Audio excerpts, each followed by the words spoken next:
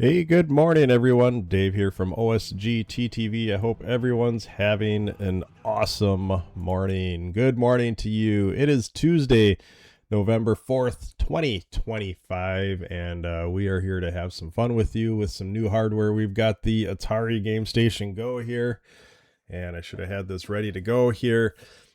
There's going to be a lot of goes in today's stream. So we just received this the other day, and we're going to be going through some paces with this thing. We're not going to be hyping up all the good things there are about this unit. We're actually going to be looking for bad things in this unit. We're going to kind of put a little twist on the stream here today. So instead of praising, we're going to be looking for mistakes, and yeah, we're going to be kind of doing things in reverse this time around. So looking for mistakes, we're going to try and figure out if it's really worth the price we paid for it. And I'm glad you could join us here for this. If this is your first time here, my name is Dave, and at OSG TTV, we love streaming retro stuff, anything from retro gaming to virtual pinball to arcade games, all the way up to current gen consoles and some weird things in between like VR. And basically anything we can plug into our computer and stream and share with you, we will do. And we like to do it at a casual basis. We're not here to be in your face and throw facts at you every 3 seconds. We are chill streamers here, and we love to just kind of take our time and relax our way through it. So if you like that kind of thing and you like variety streams, make sure to throw us a follow on Twitch or on YouTube. Make sure to subscribe. And this video should end up being on both platforms over a little bit of time. So enjoy. And if you want to join in and check out some more, daily streams, Twitch is the place to go. YouTube we're kind of using as our sister channel to just kind of put the reviews out there, put some discussions out there, that kind of thing. So all right, so Dr. Doobie, good morning to you. Hope you're having a good morning. How about we get this thing going and kick this off?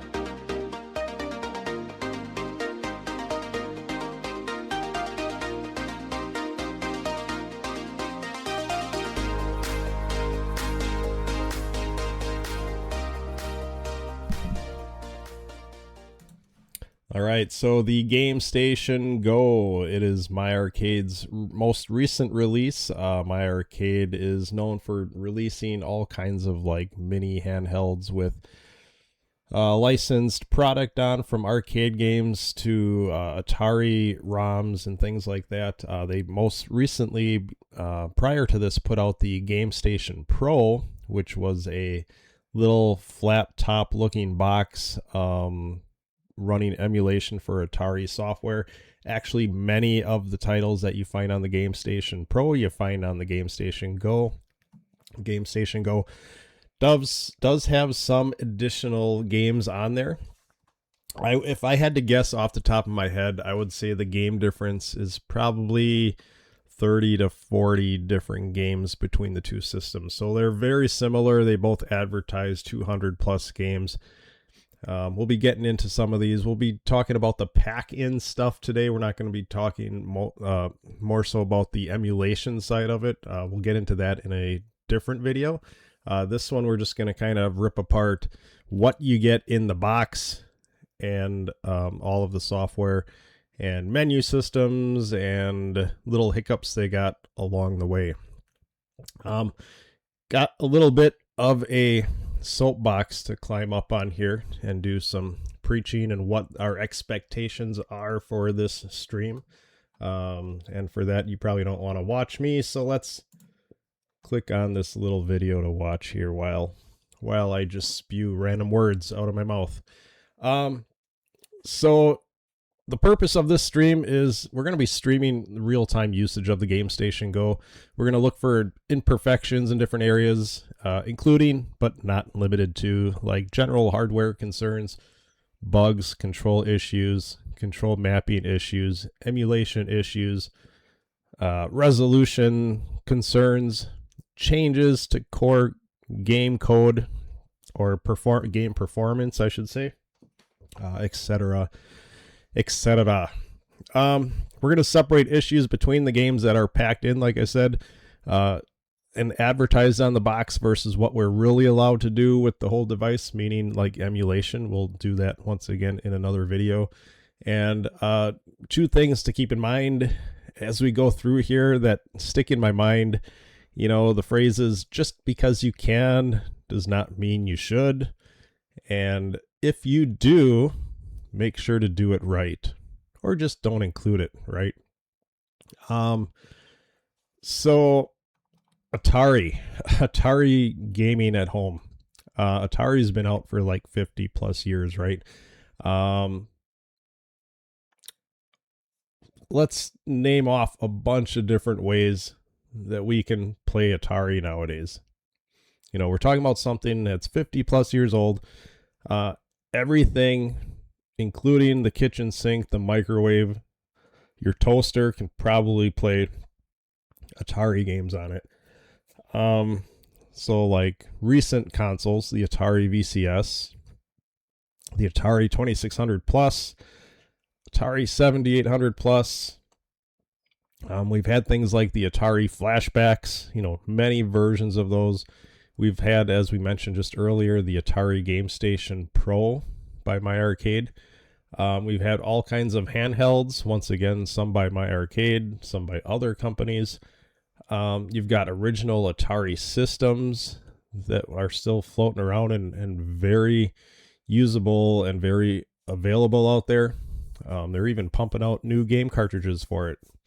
You got Stella emulation or other emulation software packages that run on PCs and just about any gaming platform available that can do emulation. You've got Atari software still coming out with compilations like the Atari 50 that came out in the last few years for all kinds of modern day consoles. We've got scaled down arcade versions like arcade 1-up machines and things like that deal with Atari.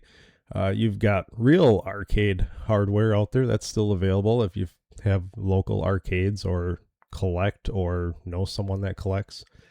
So I think you get the idea. I mean, we've been through 50 years of Atari. One of my main comments along the way all the time is, how many times can they keep releasing Atari games? They're, you know, to re-release Atari games, you got to bring something new. And the GameStation Pro had a few new things with it. It had like dials built into the joysticks and stuff like that. But none of it was standardized. None of it was replication from what we knew years ago. The Atari GameStation Pro was a flat box that sat on your TV counter, and the joysticks looked like some weird alien hybrid of an Atari 2600. So, I mean, they're close. They're not there. And this new unit, you know, what are the selling points on this thing? So what makes people want to keep buying Atari items, right? So we got the GameStation Go. You know, what's new about this? You got portability. It's like, well, we've had portability before, especially by MyArcade, but you haven't had portability to this scale. This is like Nintendo Switch size. It feels good in your hands. It's got a large screen especially for us old people. It's got multiple control inputs, you know, large selection of games, you know, so it brings something new once again for Atari games. portability with more accurate controls and lots of games. But the downside to that is they have a $180 price tag on that in the US.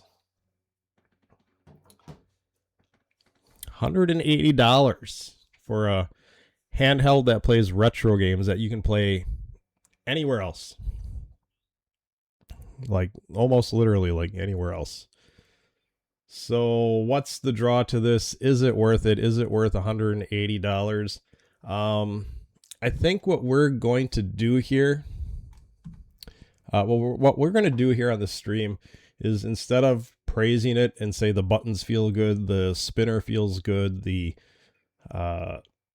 trackball feels good, the buttons feel good, it weighs nice, it holds a good battery charge. Instead of kissing butt and talking about the good things, we're going to go backwards, and we're going to fire this up, and we're going to look for all the glaring issues that we can find.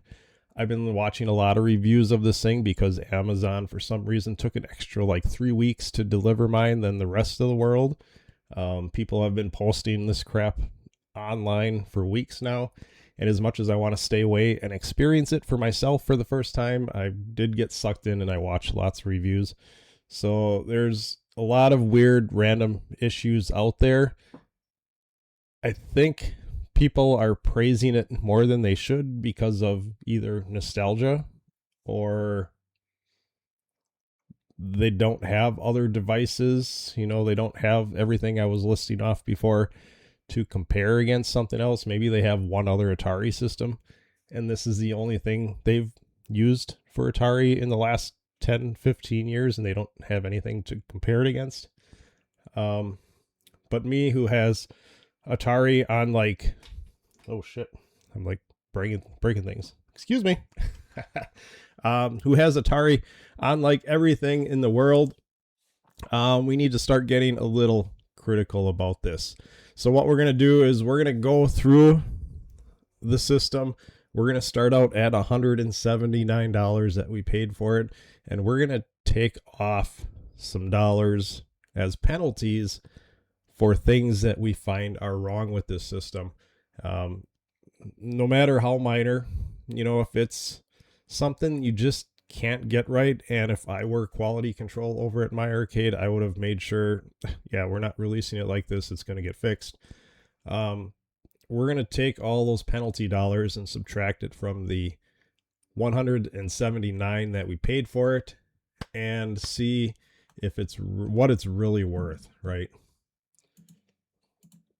So once again, $180 for an emulation box that you can use with you, take with you, but yet you have 8 other devices that can do the same thing.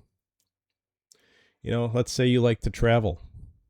You have like a Raspberry Pi or something like that. Bring your little Raspberry Pi with you, and you can be playing all your retro games. You can play everything that's on here and more. And it'll play in the correct speeds. It'll play in the correct resolution.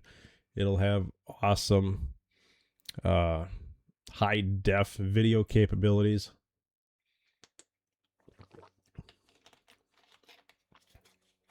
So anything new that comes out today, it's got to live up to the hype. Or else it's kind of like, why would I buy it? I've got 10 of these already. So in the future, we've talked about this before on the stream, what could be done with an Atari system beyond this? The one thing I know they could do, and Atari very much shies away from it, and in the last 8 systems that have been released, it's never been done, but you could do internet integration for 2-player play over the internet. You know, Wi-Fi head-to-head compatibility.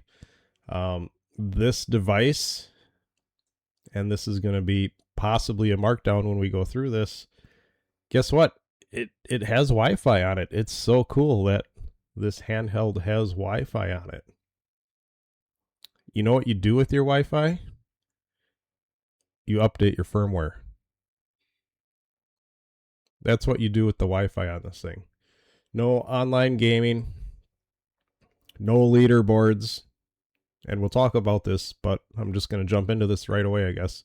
No leaderboards for the new recharged games. You know, if you play recharged games on a home console or your Atari VCS, they actually have online leaderboards that you can check out, and not on here. Leaderboards are not active. It's like a standalone version of the game. So Wi-Fi on this thing, I mean, if they're only going to push out 1 or 2 firmware updates over the course of the console's lifetime, who cares if it has Wi-Fi? And it really would annoy me that that would be an advertising feature that they push, is that it's got Wi-Fi. I mean, I'm fine with putting an update on an SD card, pushing it into the machine and doing a firmware update that way.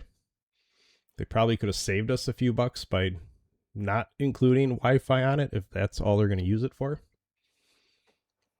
I don't know. Anyway, how about we get to the fun stuff? That was a lot of talking. I'm going to climb down off my little soapbox now. Talk about all the things that have been done, need to be done. We're kind of burning ourselves out on ideas.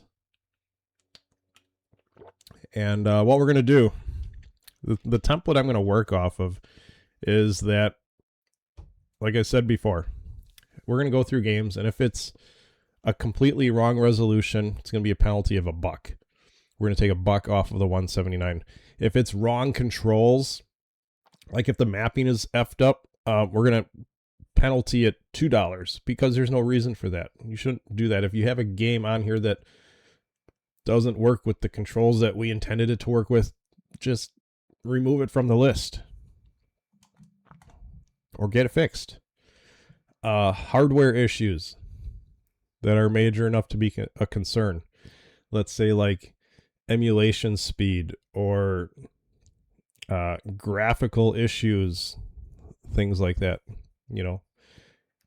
And that also has to do with wrong resolutions, kind of. That we're gonna take off big ones for that. We're gonna take off $3 for each issue that we find. Crashes or bugs.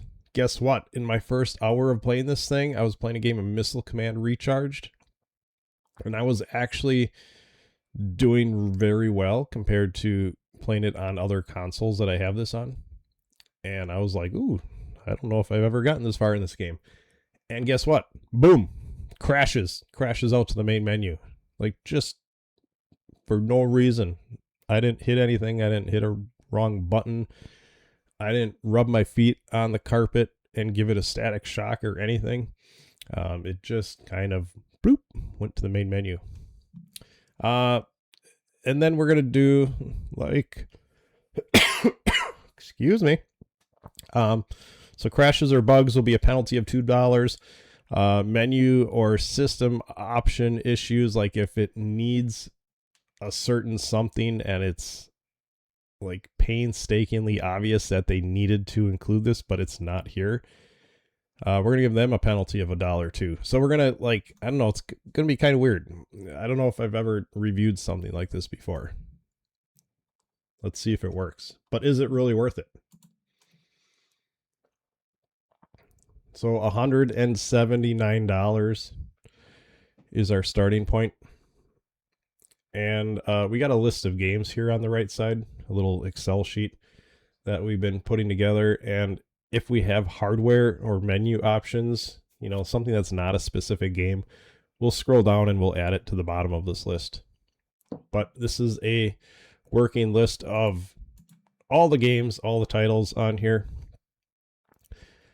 going from Atari 2600, 5200, 7800, Atari arcade games, where I think we're going to find a lot of our issues.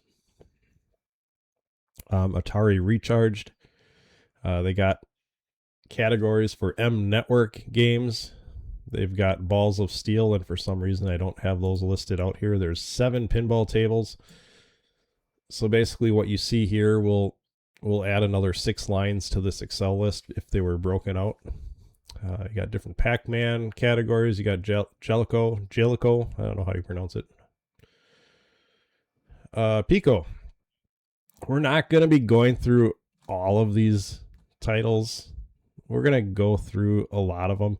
And if we see common themes like, okay, this is working, this is working, this is working on this kind of game with this kind of horizontal resolution, we may start skipping over some games because, I'm guessing the Atari 2600 games are going to be pretty clean, except for a few issues that we'll talk about. But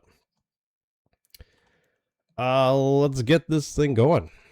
We're going to switch over to the working table here.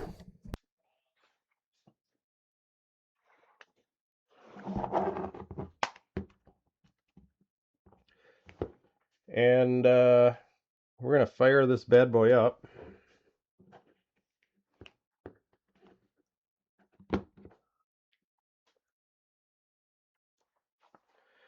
And hopefully it's good enough to see for people out there. I can try zooming in a little bit if we need to, but I think it should be okay.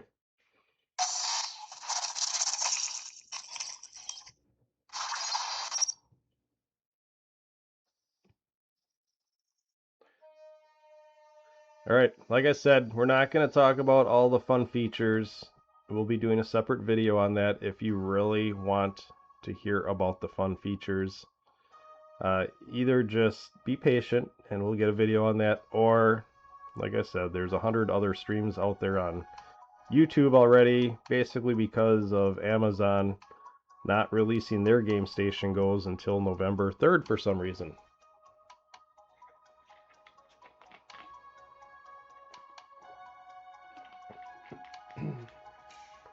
If you have any specific questions about quote unquote the good things, sure, I'll answer them, but that's not what we're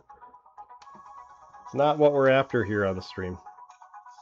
So let's go through the menu here. We've got Atari Recharge category. Atari, this will be like 2600, 5200, 7800, and arcade games. Balls of Steel, Pinball Release, Pac-Man, Jellico, Pico, and Settings. And once again, we are not going to go through SD card emulation at this point. Let's start with, I guess, the settings. Let's go through here. Alright, so you got display brightness. We're going to maybe take this down a little bit so it's easier on the camera. You got music off or on. So here you have updates. If you want my local IP address on my network, there it is. It changes. There's my network name if you want to try and come and hack me. I don't care. That changes too all the time, actually. So like I said, updates are only for firmware at this point. The firmware I have on here out of box is current. It says there are no updates yet for this thing. We can do system factory reset or register. I haven't done either of those, and I probably won't. Maybe I'll do the register. Frequently asked questions and legal, and that's pretty much all we have in the settings.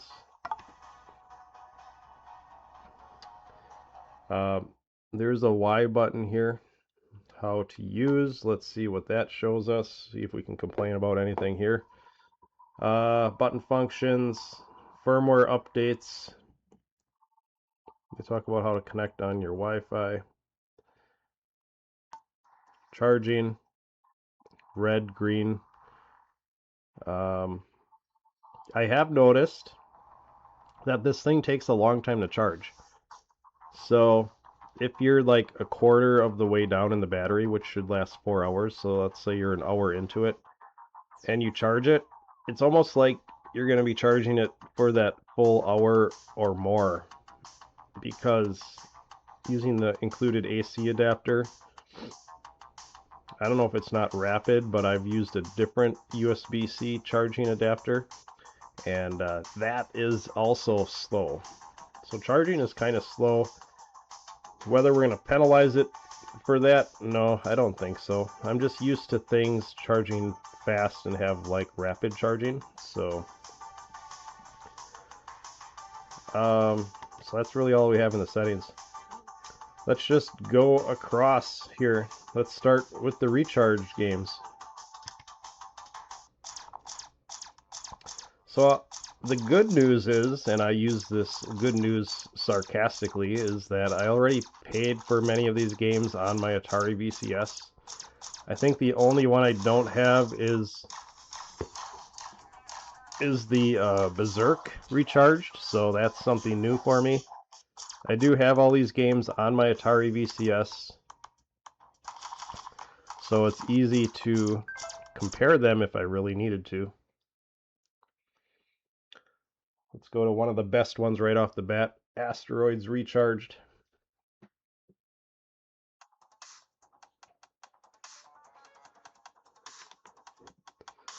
Press A to play. Single player co-op, as you can see across the top, you have leaderboard, single player leaderboard, co-op leaderboard. You don't have any kind of online leaderboard, which is very sad to me. We'll just play this for like a minute here, just to see if there's any glaring issues.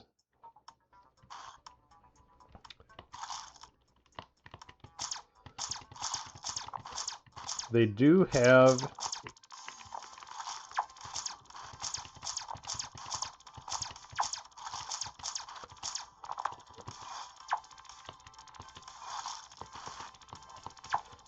all the buttons highlighted here on the control pad, and some of them aren't active. I don't think you actually use all the buttons. So let's go into settings. Oh, that's exit. That's not even, it's settings up on the top. Here's your achievements you can get. So yeah, you can't even look at button configurations.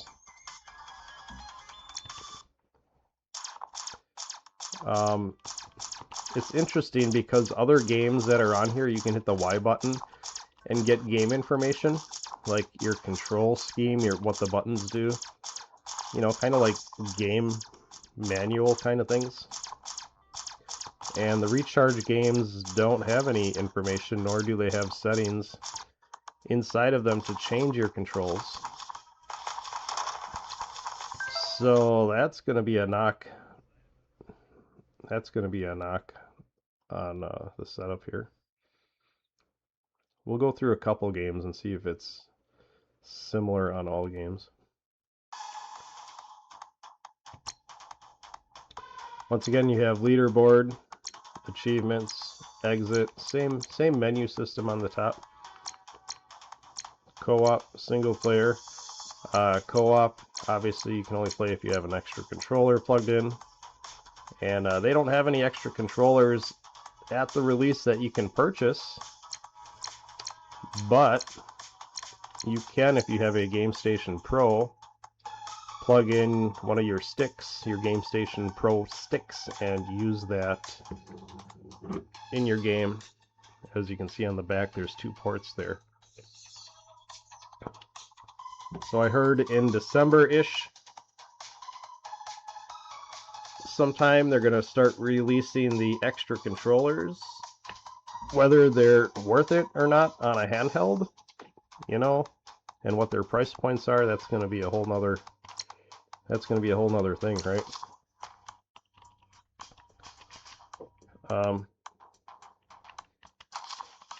Alright, so you can use stick control.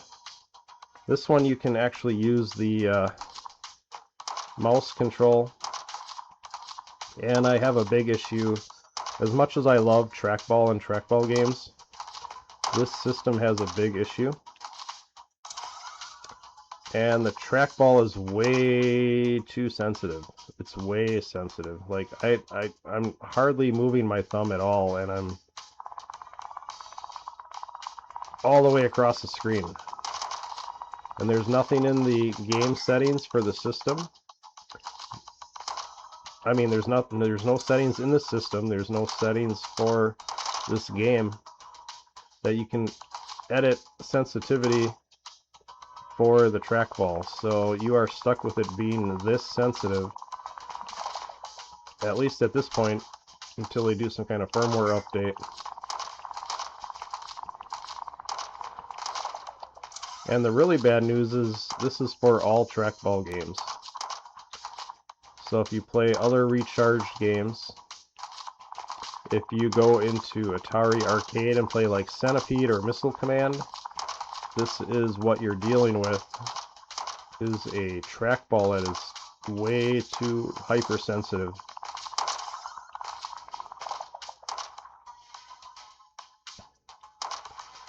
So this is a game, I was getting up to like 9,000 points, and this is the game that crashed on me yesterday. Alright, so we can't sit here and play games all day. So we're going to get out of this. Centipede recharged. Once again, no game information. No button to do like a manual. This one is going to work off of D-pad also and trackball. The D-pad is analog, not digital. So you can move around this way. So let's talk, since we're looking at this game here, let's talk about the screen. The screen on this unit is a 7-inch LCD, and it is obviously designed to be a widescreen format screen, which is nice because you can play your recharged games, which are made for widescreen. You can play your pinball games that are made for widescreen. All of your games that are retro, that are designed for 4:3, are not displayed in 4:3. Go figure. They are close to 4:3, but they're still stretched out a little wider than they should be. And some specific games have some real big resolution issues to them. So that's Centipede recharged. Breakout recharged.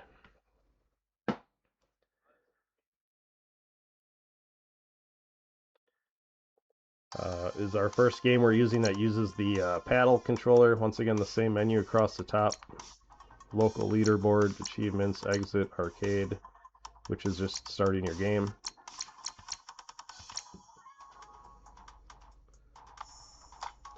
The dial spinner, in my eyes, it feels really good. I know some people say it's a little too slow and not spinny enough. I mean, they want to take it and just like spin it like a weighted dial. And you got to remember, this is a little plastic nub controller on a console, so there's only so much you can do with it. It does have, when you twist it, it has a little resistance to it, which I actually kind of like, because the original Atari paddles do have a little bit of resistance to them. You can't just free spin them. But we're not here to talk about things we like, remember? You gotta stop me. Alright, so that's Breakout. Berserk, I've never played this once in my life. I think this is more designed for analog controls. I could be wrong. Like an analog stick.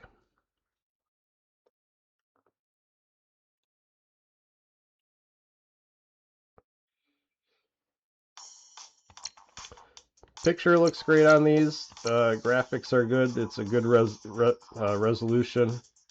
Move, shoot. Okay, so it's like a twin stick shooter. And they actually have the buttons correct on here, so. Alright, let's play one level and see what this is about.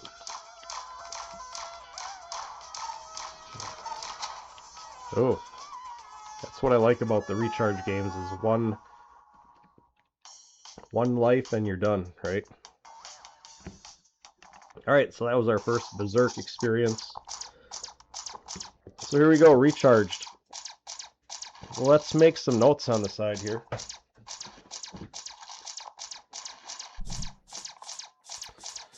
Let's flip back over to our Excel sheet here. And let's find our recharge section. So we're gonna ding these things a little bit. Okay, so multiple issues. Like, we're gonna assume everything plays perfect, and everything is perfect. And what's not perfect about these things? What's not perfect is that these do not have instructions. They don't allow you to get into any control kind of setting except for Berserk, which is kind of annoying me with the sound right now.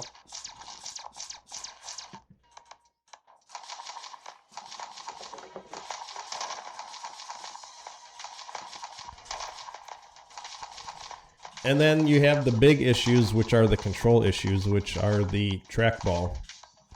So we're going to go down to the bottom. We're going to go hardware, trackball, and they call it track without a C. It's trackball. Oversensitive.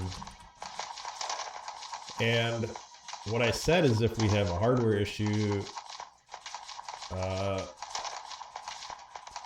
it's going to be a $3 issue. So I don't know if I'd really call this a hardware issue, because they can probably fix this with a firmware update.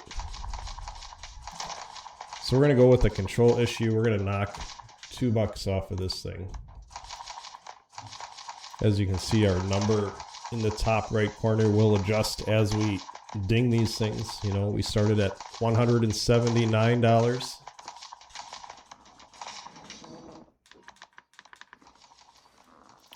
Now we're down to $177.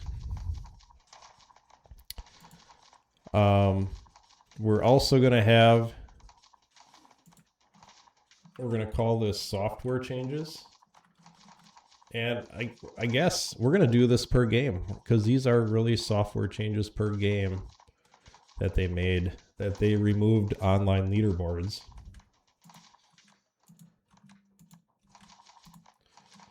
So we're going to take $1 off for each one of those games. Plus, they don't have control mappings. They don't have game information. They're kind of incomplete. Yes, they play. The graphics look good. Breakout plays nice with the paddle.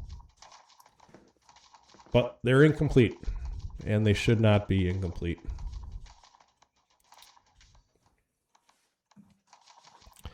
All right, let's move on to our next category, which I think is going to be Atari in general, right?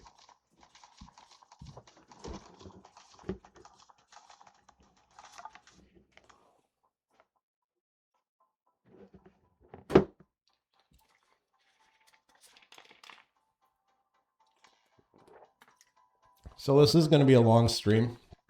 It's not going to be a wham bam, thank you ma'am stream.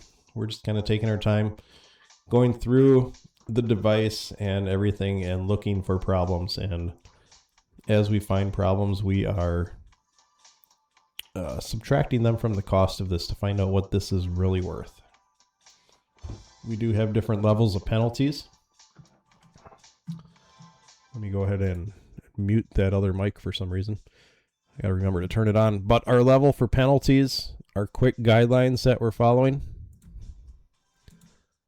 If I can find my notes here. Wrong resolution per game is going to be a penalty of $1. Wrong controls or the inability to make them what we want, $2. If they've changed the code for games like we just ran into for the recharge games, we're giving them a penalty of $1 per game. Hardware issues that are big enough to be a concern, like emulation, speed. If you have bleed through from the screen on the edges of the screen, I know a lot of people reviewed their LCD screens and they have like light bleeding through the side of their screen. My unit is really good as far as that goes. So maybe something got changed before the production units went out the door. Those are $3 penalties. Crashes or bugs, $2 penalty. And then menu system or option issues, penalty of $1. So kind of a weird way to review this, but that's what we're looking at here. So now we're going to dive into the world of Atari.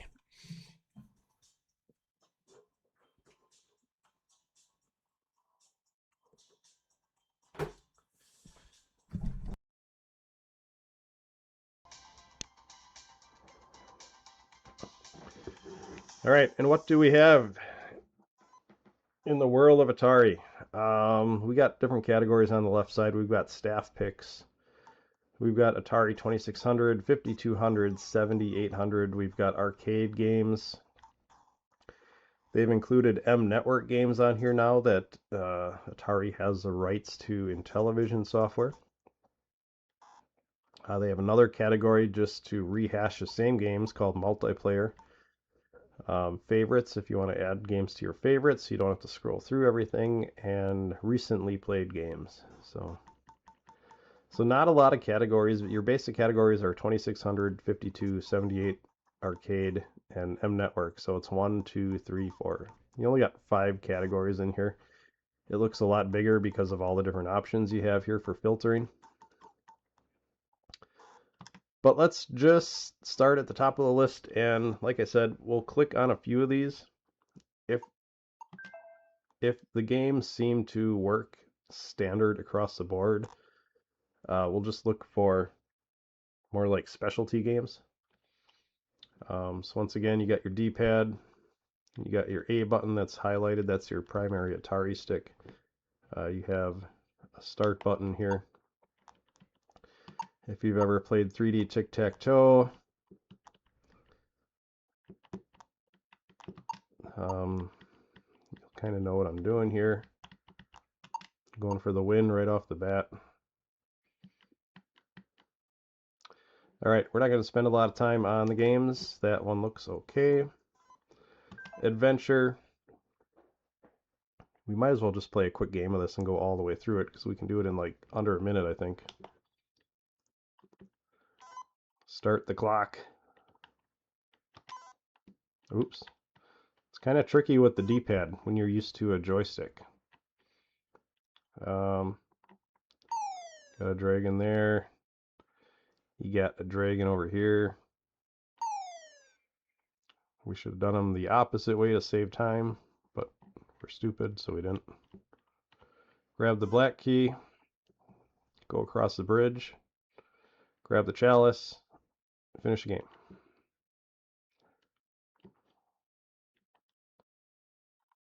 This is the easy mode. This is game number 1 on Adventure. This will probably be the only game on here that we play a full game of, just because we can finish this in a few seconds. All right, so if you look at the screen size, these are all games that you should be playing on a 4:3 monitor, on a 4:3 television. If you think of your old tube CRT TVs, they're not as stretched as this.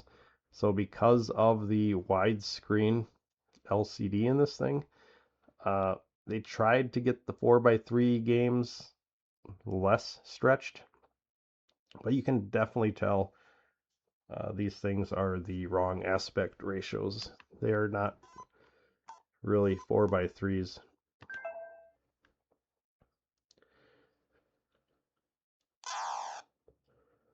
It's close. So we're not going to ding them for that, but just note that in all the games that the resolution may look off just a little bit.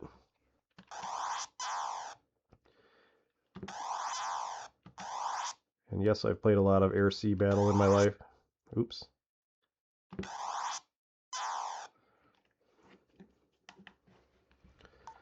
Alright, Aqua Adventure. So basically a lot of these games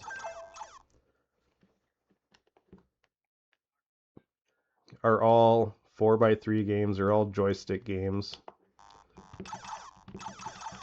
They got the flashing on because of the sprites. It's a programming trick that they had to use to get so many sprites on the screen at one time. It's not like your system is defective by flashing like that.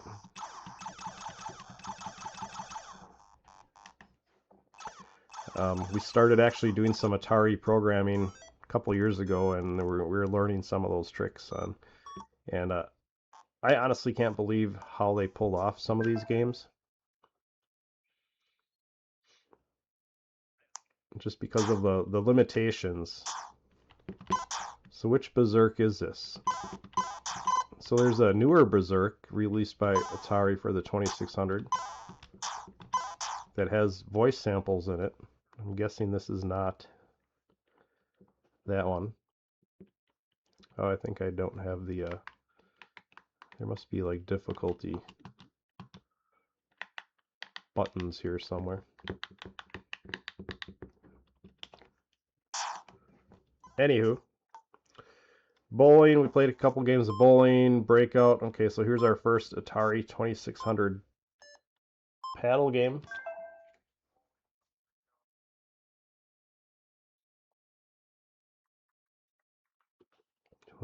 Let's see how this feels and looks here.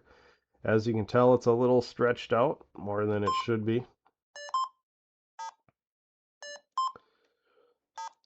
But since that's across the board on this whole system, we're probably going to give it one ding, and we're not going to ding it per game. But we are going to put a penalty on for that. Just that they haven't been able to give us the correct aspect ratio. In today's world, they should be able to do that. The paddle feels really good. It feels real smooth. It's not herky-jerky, like when paddles start going bad or anything and they start like freaking out and tweaking around. You know what I'm talking about if you played with Atari paddles. This is the most control I've ever seen on a paddle controller. It's so smooth. But we're not here to talk about the good things, remember? Alright, so let's go out of there. Let's flip over to our Excel sheet quick.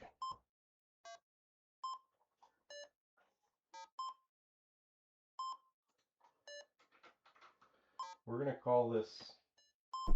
We are going to call this one hardware because I don't think they're going to fix this in a software update as far as the resolution of games overall. I think this is some kind of limitation that they're running into because of the widescreen LCD. We're just going to call it no true 4:3. And what was our penalty cost for this here?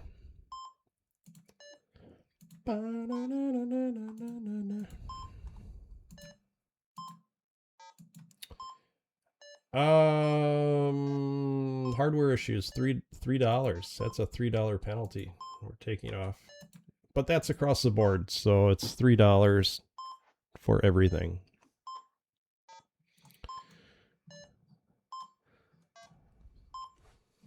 All right, let's go back to the games.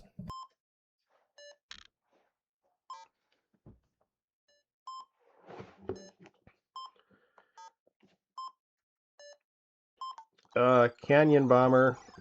This is a weird one. This is a game that was created as a paddle game. I don't know if you actually use the paddle though, or if you're just hitting the button to drop your bomb. I mean, in basic game modes, the paddle doesn't do anything. And this is nothing just with the Gamestation Go. This is Atari 2600 in general. Let's actually back out of this and look at Y. So if you look at Y, it gives you, I'm going to take my glasses off so I can see this. Start, select, depth indicator. Okay, so maybe twisting of the paddle does actually do something. So if you scroll left and right, you go through all the games, and it gives you settings. It tells you your difficulty settings, tells you your gameplay variations, expert tips, which is nice. But we're not here to talk about nice. We are here to look for issues. Centipede. Let's see how they have Centipede working on here. So it's a little stretched. We already dinged them for that.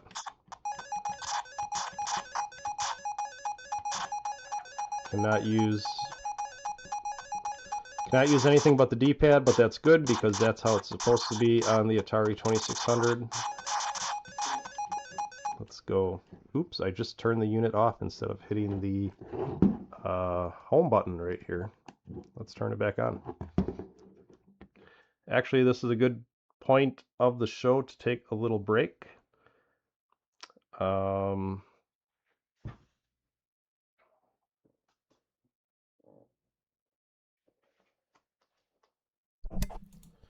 Let's go back to this screen here and we'll just play the little video here. I don't have any sound for this though. I wonder if I have sound on this one.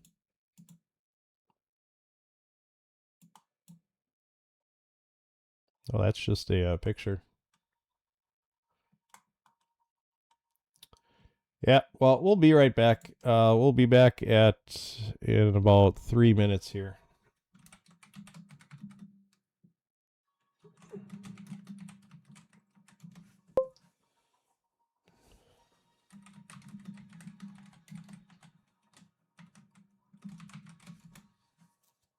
We'll be back at about 10:06 a.m., about 4 minutes.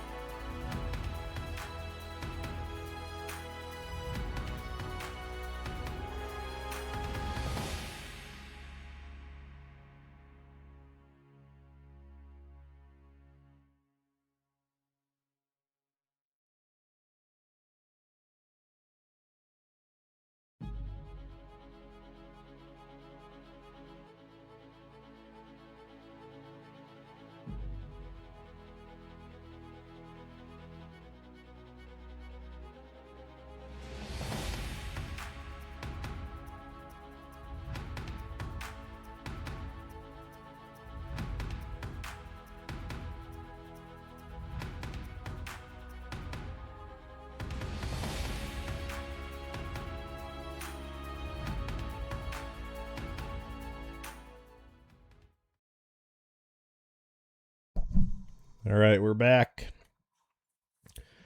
Took a little break here. Welcome to the show. If you are just joining us, we are going through the Atari Gamestation Go, and we are looking for faults in this thing.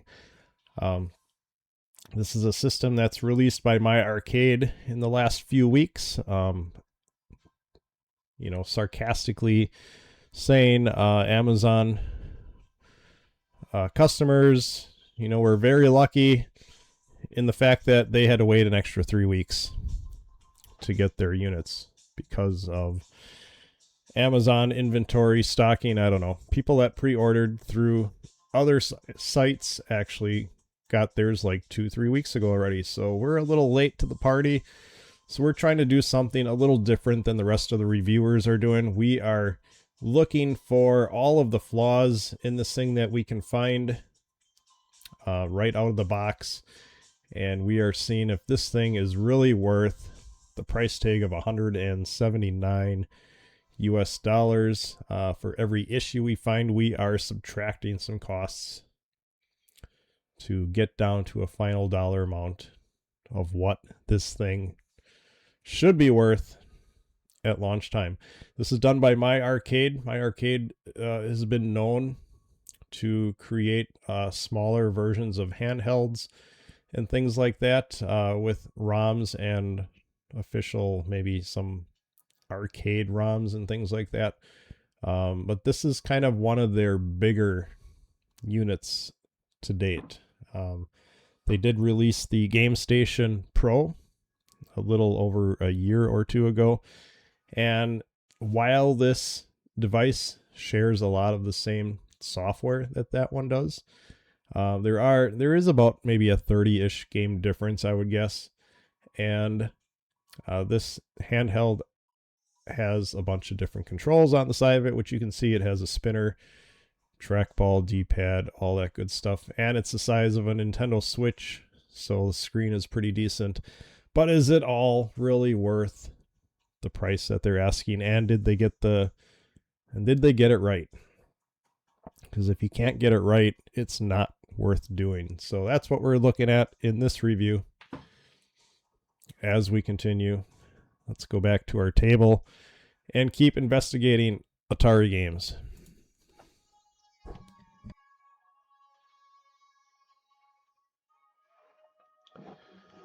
All right, so we are going through Atari games here. We're going through 2600 games.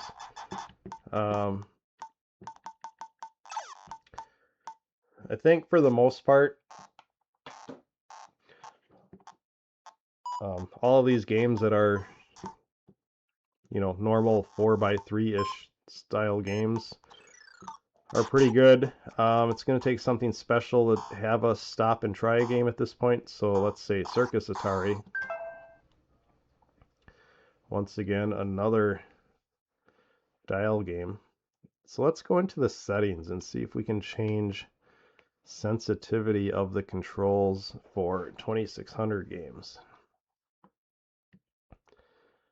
Options. Look at that. They have paddle sensitivity. I'm guessing it's set to medium. Let's tweak this stuff here and find out what it really does. Oh, yeah, that is. Okay.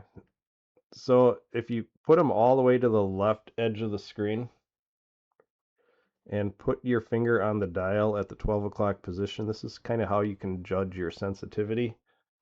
Spin your finger until he hits the right side of the screen.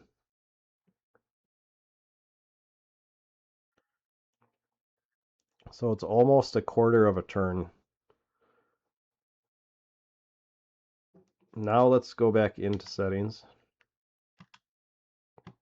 and change it to the extreme opposite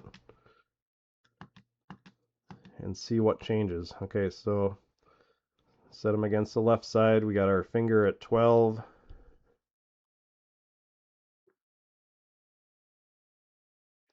So now to get across the screen, it went to about the 7 o'clock position, from the 12 o'clock position all the way over to the 7 o'clock position. That's more how it should be. I would say medium. If it's in between that, should be pretty spot on.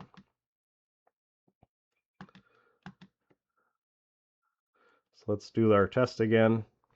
Have our finger at the 12 o'clock position. Go across the screen until he hits the right side.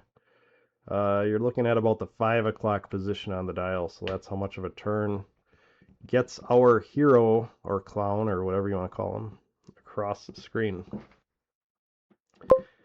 The Gamestation Go, or the Gamestation Pro, has very poor paddle settings. So this actually looks good. You can tell the difference.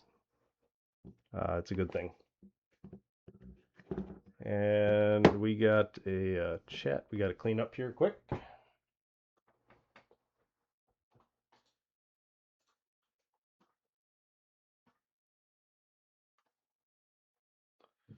The bots are out in full force today.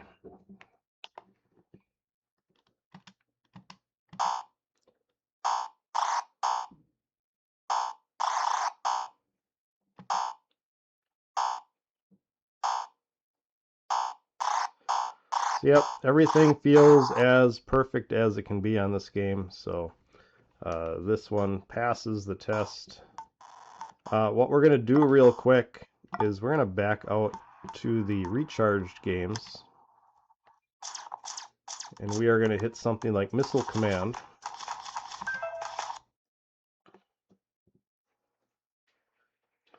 And this is something we did not try earlier. We didn't try to go into the settings button to see if we can adjust any kind of sensitivity.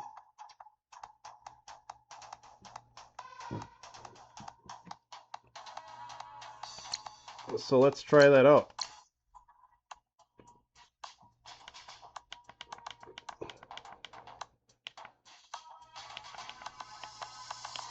Nope, buttons do not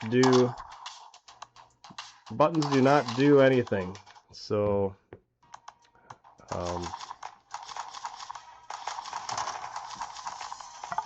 our original issue with the recharge games still sticks. But the paddle controls on the 2600 are really nice. Where did we leave off? Alright, so Combat 2, just basic joystick games. Crystal Castles is a joystick game on the 2600.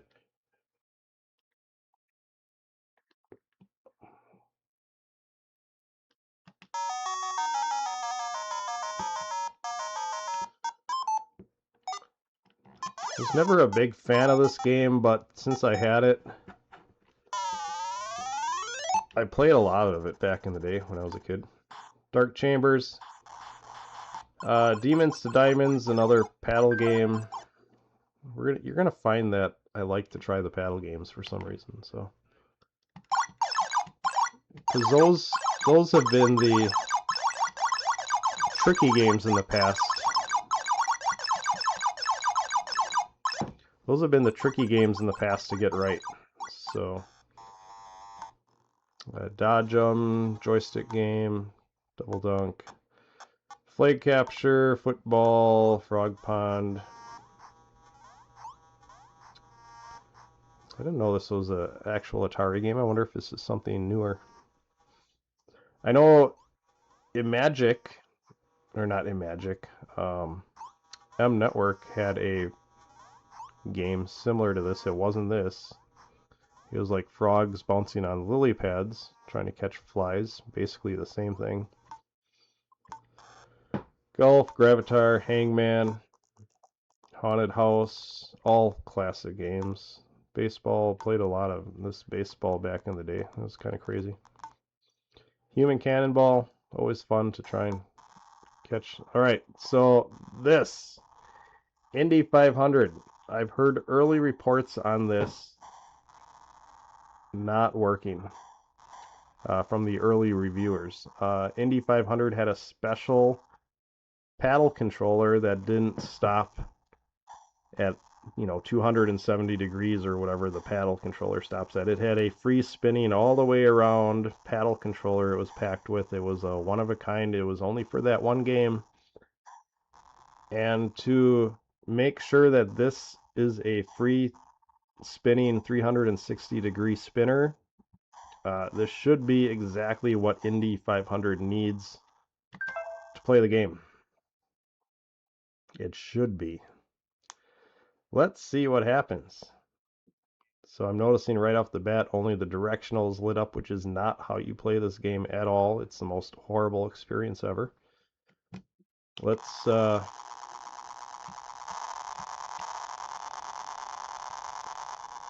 right, there's our D-pad. Look at that. The spinner does not work in Indy 500. That is annoying. Let's go into the settings. Let's go into the options. You can't even select paddle sensitivity for this. This is definitely getting a ding. Because this is kind of one of those, when you say that there's a free spinning, you know, this unit started as a paddle. You know, it turned to the left, turned to the right, and it clicked and it stopped. They listened to the fans' comments and they made this a free spinning 360 degree thing, so you can play Tempest and other games like that. You know, technically you could have pole position on here too. The fact that it doesn't work for Indy 500 is sad. It's really sad. So we're gonna ding that one here.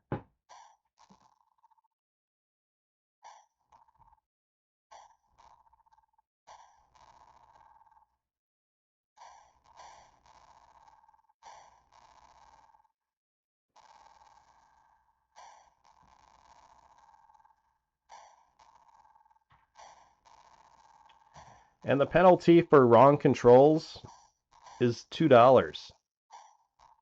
So we are taking $2 off of the cost of this thing because of this issue.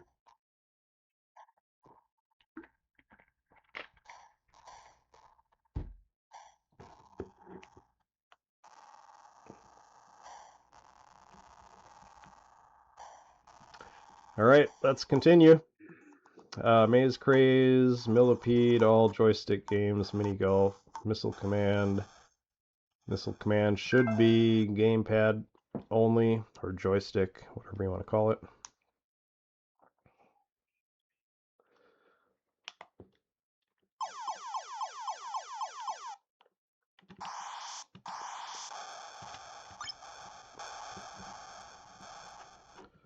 Alright, that works as it should. It looks good, feels good. Night Driver should be a paddle game. Looks like it is a paddle game. Uh-oh.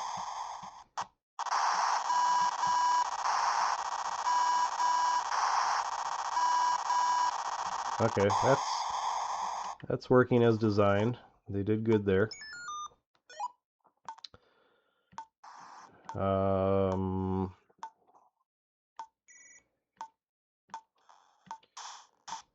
A lot of these are just joystick games, 2600 games, hard to kind of mess them up. I think we'd be wasting our time to try and do these. It seems like the paddle controller is working where it needs to work. Once again, the only minor issue is that the screen is stretched out a little bit. Actually, on this one, it looks better, doesn't it?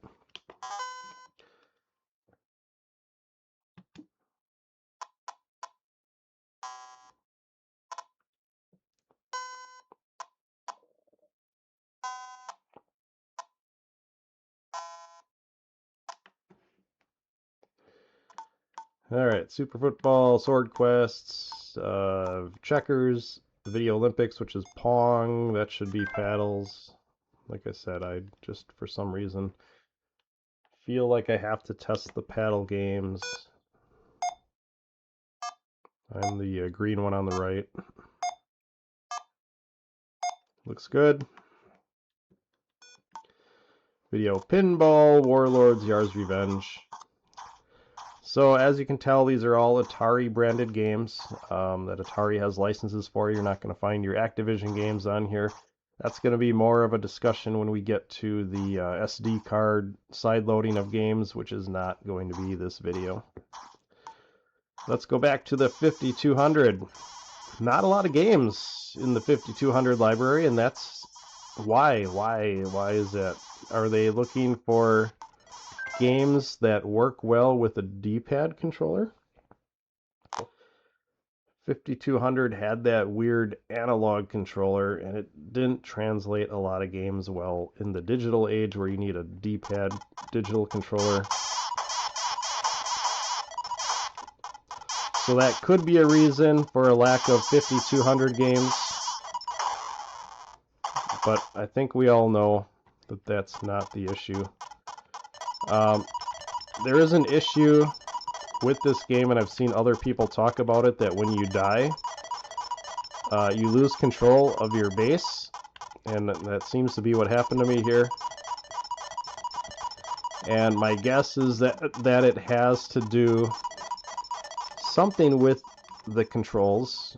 Like I said, they translated an analog control stick into a D-pad, and I think when I died, it's something like the analog stick was pointed a certain way,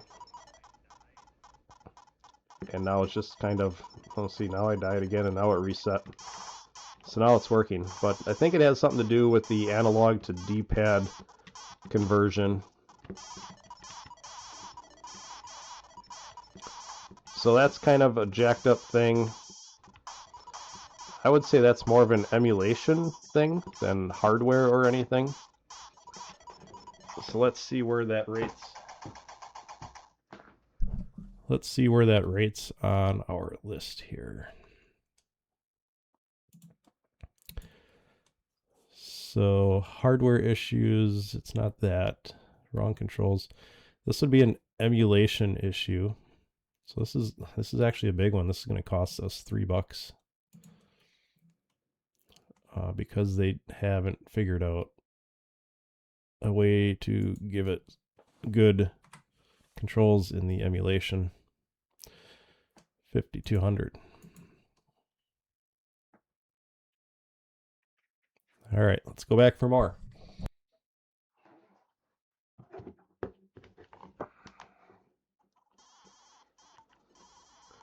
We might as well go for Millipede and see if that has similar issues, because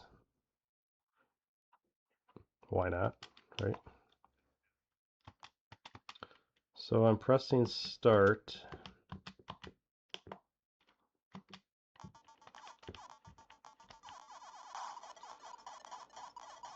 $5,200 had some pretty crummy games. All right, looks like we are trying to get, oh yeah, yep, we got the same control issue to happen in Millipede, so guess what? It's more of an emulation issue, so I think what we should do is not do this by game, because it's more of the emulator. Let's remove this 3 and just go down to the bottom. We'll jack this up under emulation 5200 D-pad. And it affects all games from what we can tell. I mean, we played 2 out of the whole 5 games they have on there. I'm scared to even try Missile Command, because if it does that in Missile Command, I guess we might as well try it since we're here. It'll be interesting to try these then in the side loading feature, right? We can play these games side loaded. Oh, actually, you can't really die in Missile Command, so you don't have to worry about the controls going away, right? Unless maybe between screens. I was kind of rotating the D-pad last time it happened. Oh, yep. Here it is. I got it to freak out.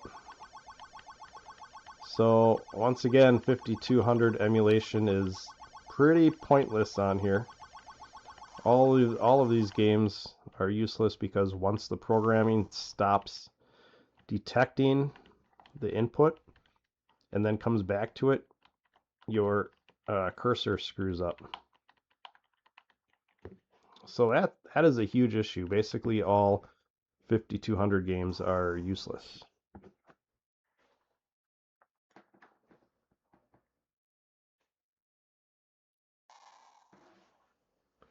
So I think that deserves an extra penalty. Or should we just keep it as one? I mean, we're only talking. Oh shit! I turned it off again.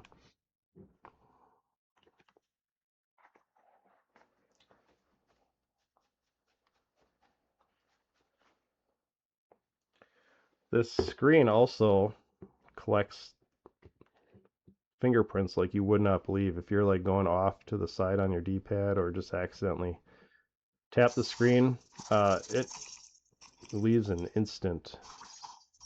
And I don't know if this feels like it's a plastic screen cover. It doesn't feel like it's like glass. So that's kind of a quality control thing under hardware that we're actually going to knock. Because for like your Nintendo systems, I mean, those are like glass style screens. These are plastic. If you actually look in the reflection of the lights, I don't know. You can kind of see the plastic bend in there.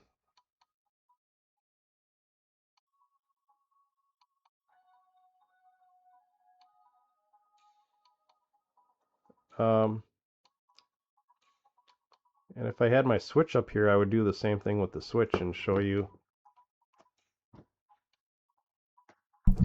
So we are going to knock that as a quality thing.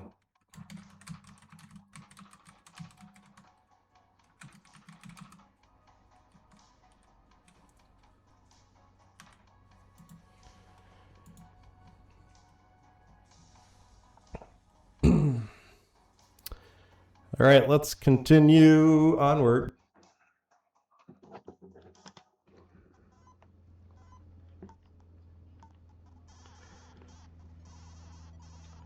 So we're going to assume that the 5200 games play okay, except for the bug where we lose the controls. So basically 1, 2, 3, 4, 5, 6, 7, 8 games on here are useless until they can fix that issue. And I don't know if that's an issue they're going to get across. It'll be interesting to try the side-loaded games and see if that happens there as well. 7800. 7800 did not have the stupid analog controls that the 5200 had, so these should all work pretty well. And I think these are all going to be joystick games.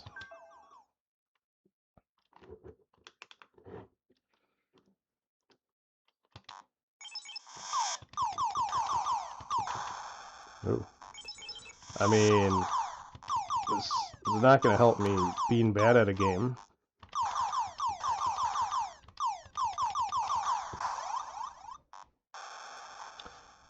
So I love when that happens, and now that I have that on video footage, it's not an issue with the Gamestation Go, it's just the programming of asteroids. Sometimes when you hyperspace and come out of hyperspace, you will explode, and I just did it twice in one game. And I didn't even hit an asteroid when I came out of hyperspace. I went to an area of the screen where there were no asteroids, and I still died, so don't hyperspace in asteroids, kids. It'll kill you. Basketball, centipede. I mean, we can try and simulate our centipede issue from the 5200. I'm sure it's going to work fine.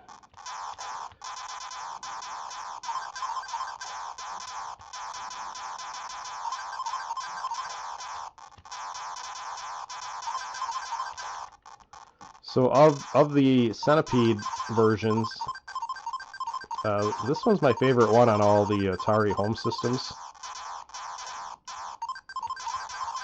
The graphics look great, the mushrooms look great, controls are good, the Centipede runs nice and smooth across your screen. I'm rotating. Yeah, and because this is all D-pad, this isn't going to have an issue. Dark Chambers once again, Desert Falcon.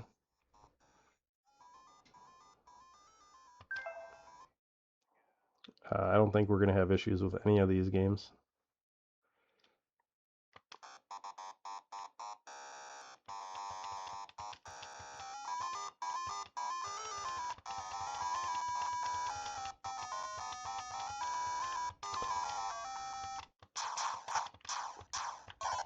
Kind of a Zaxxon-ish kind of game, right? I don't know if the second button actually does anything.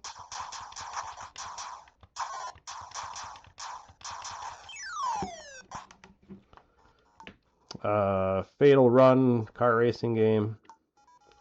Food Fight, we all love Food Fight from the arcade. Ninja Golf. Scrapyard Dog, Baseball. Alright, now, we're probably going to find some issues. Spice Girl, what's up? Why are you up so early? You got a cold? I mean, I don't have a cold. I don't know if I sound like I have a cold. I actually got the day off of work.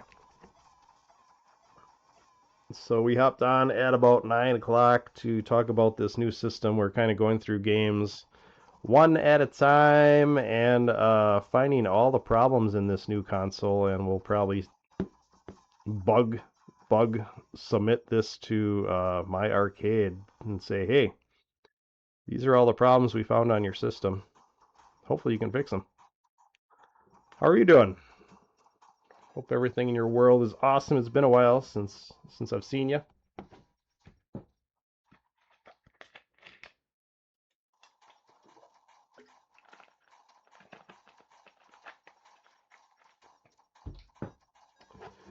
We're about to hop into Atari arcade games here. So a lot of these are going to be trackball controllers or spinners or things that have different resolutions of games. So we're kind of nitpicking and pulling that stuff apart.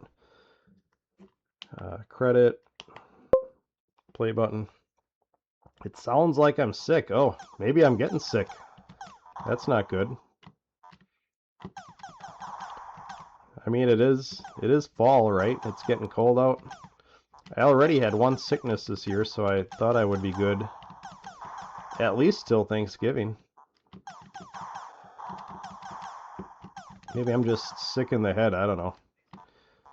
Alright, so this is working good. The resolution looks a little cramped in here where it's, you know, if you're looking at the screen, and maybe it doesn't show on the camera, but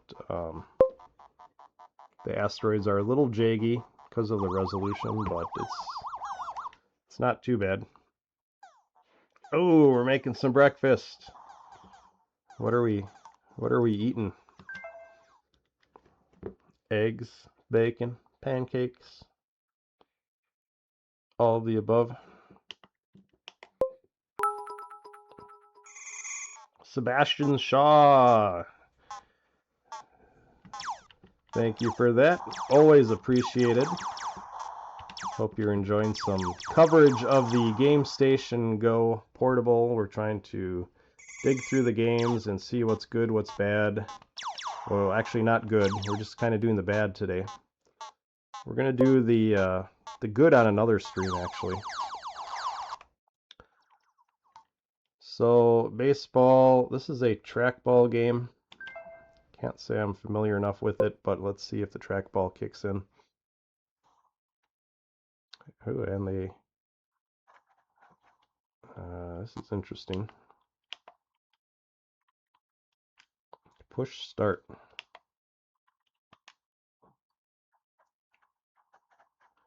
So you can see in the picture for the game,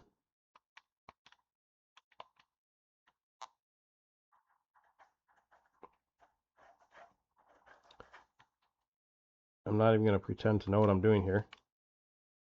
Come on, pitch that ball. All right, let's back out of it. Oh, and we've got a gift of a sub to Spice Girl. Thank you, Sebastian. Thank you for the support. I always appreciate it. Maybe Spice Girl will whip you up some omelets. All right, so if we look at the picture of baseball, it appears, and it's going to be hard to see unless we really get zoomed up in there, but it's trackball based, so 2 controllers needed. All right, so something's up with this.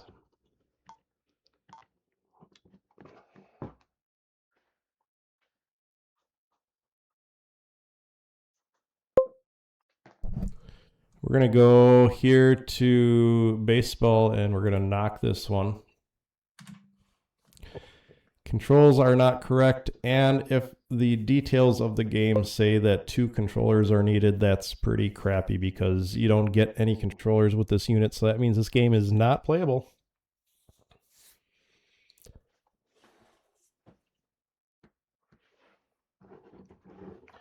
Good grief. What's shaking, my friend? What's it called?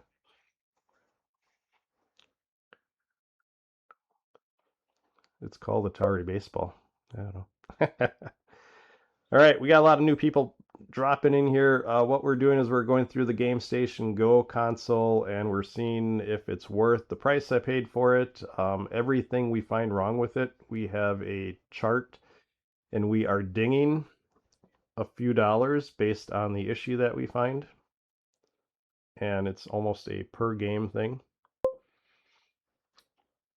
So I'll go through the rules here in just a second of what we're really looking for.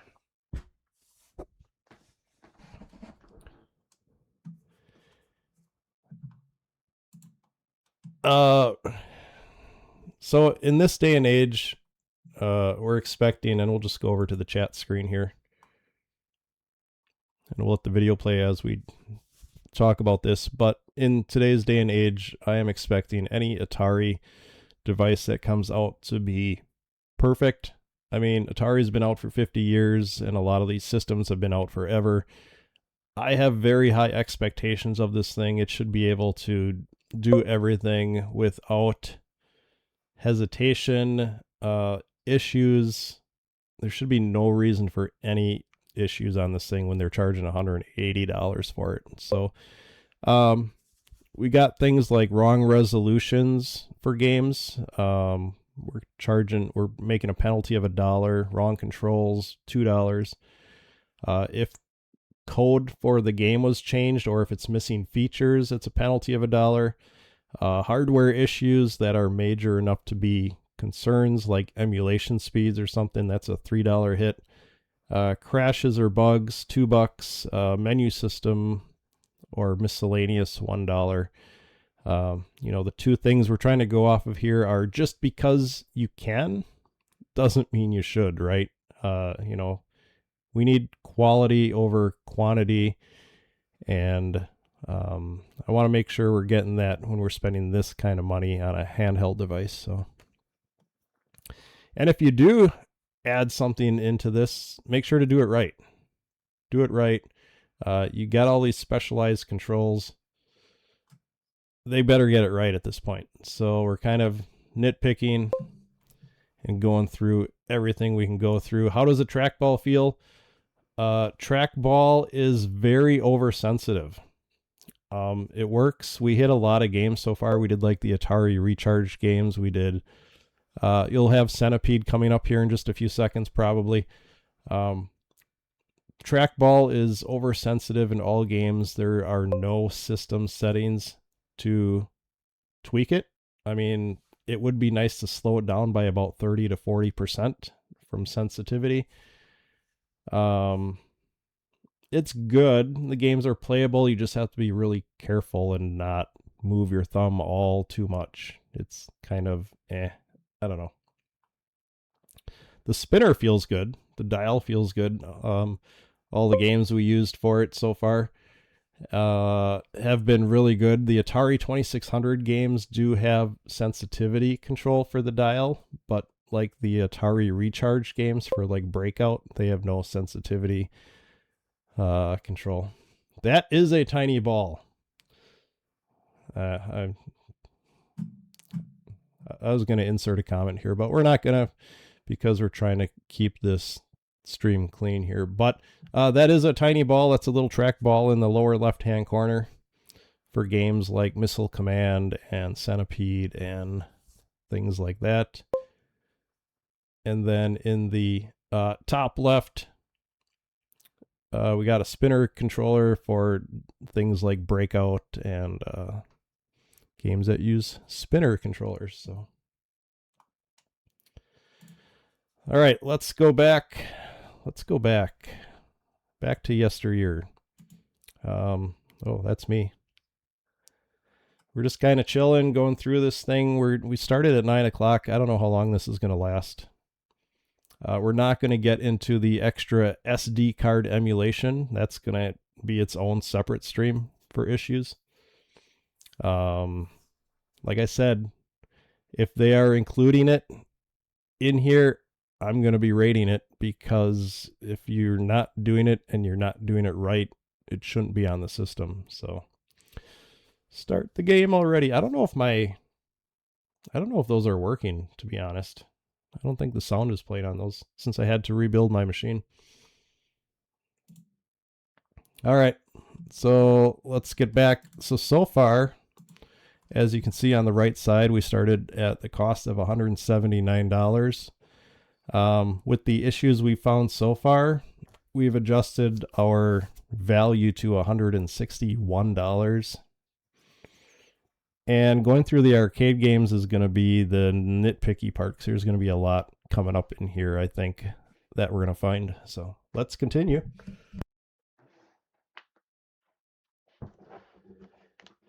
All right, Atari Football.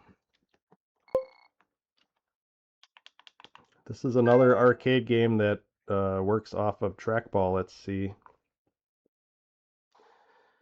Oh, they actually have the trackball lit up here, so that's good. How much did you ding for the trackball not having a setting to adjust the sensitivity?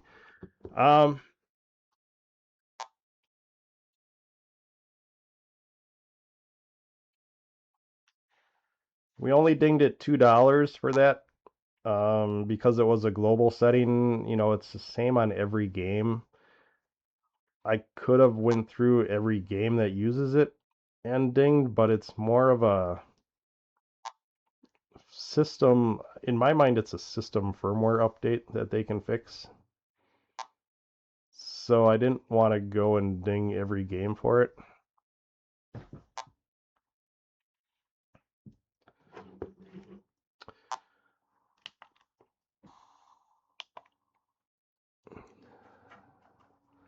All right, let's see if this trackball actually works. I don't know why they didn't get the trackball working in a baseball game. Oh, look at that. He's moving kind of slow, but hut, hike. Come on. Oh, anyway. I don't know how to play this game. I played it like many years ago. But just the fact that the trackball is working is good. Soccer looks to be 4-player soccer game with trackballs. Let's just load that up and make sure the trackball is active. Oh, son of a gun. Look at that.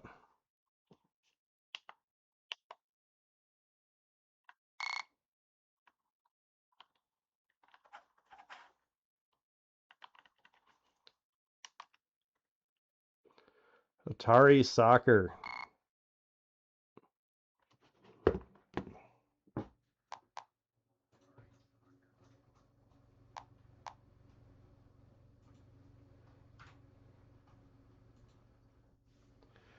If you can't get it right, don't have it in there. basketball, Berserk Arcade, now that Atari owns the license for Berserk. That should be fully playable. They ought to send you a full refund for the comprehensive UX testing you're doing on this. I mean, that's what I was saying at the beginning is, if I were employed by them working on this, I mean, whether I was quality control or not, some of these things would not pass.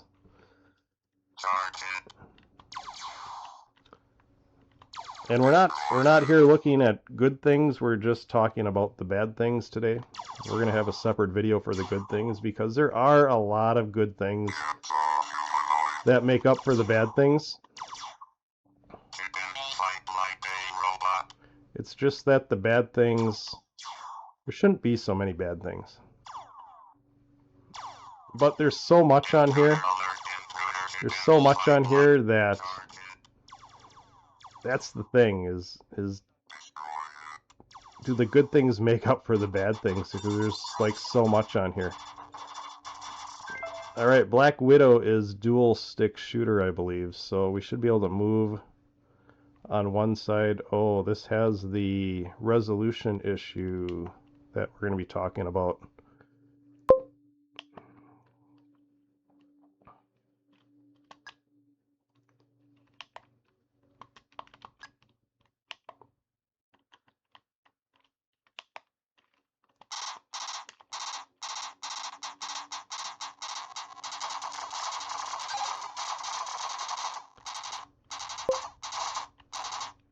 Alright, so that works okay, but yeah, we're going to let this one slide because I don't know. I don't know if the actual arcade game of this is a vertical monitor or a horizontal monitor. As you can tell in some of these vector graphics games, the screen isn't like super clear. You get some parts of the vector graphics that seem to get cut off, and that's usually a resolution issue.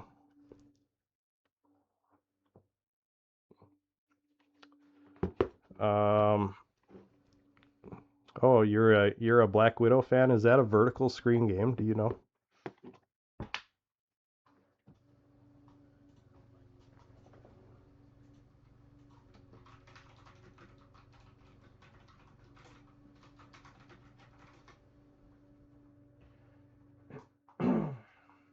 Hey, Doug's home.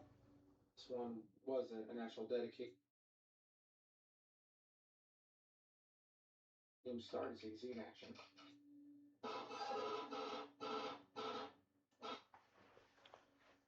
I don't know. It looks like it's horizontal from what I can find real quick. But you do have, you know, your resolution issues. So another thing I may have to go through and do this is the HDMI output of this thing. You can output this to your TV. Am I getting resolution issues just because of the size of the screen here? And if I were outputting it to HDMI, am I going to see something different? You know, I don't know. We're going to let this one slide. Canyon Bomber. Centipede. Here's some trackball action for you.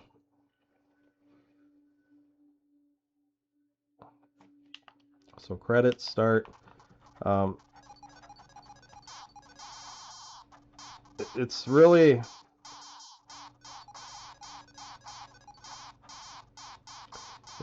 sensitive. You don't have to hardly touch the ball at all for your guy to be moving all over the place. It's kind of annoying. It shows better in like Missile Command and stuff like that we'll be getting to, but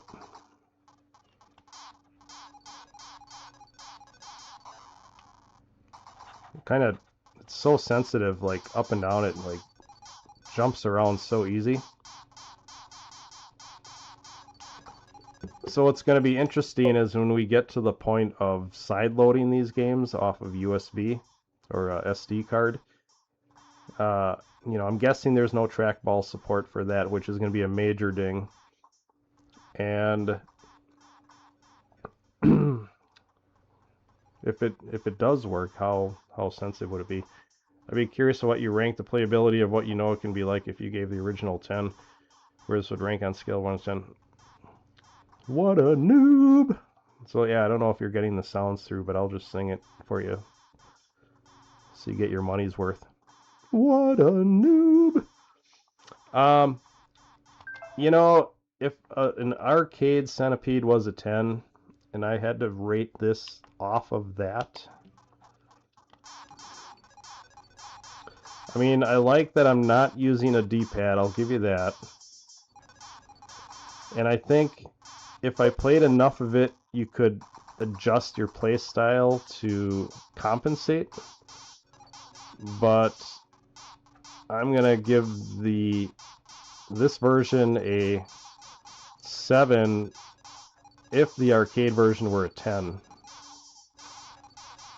Because it's playable, but you could easily make some mistakes in here that'll kill you. So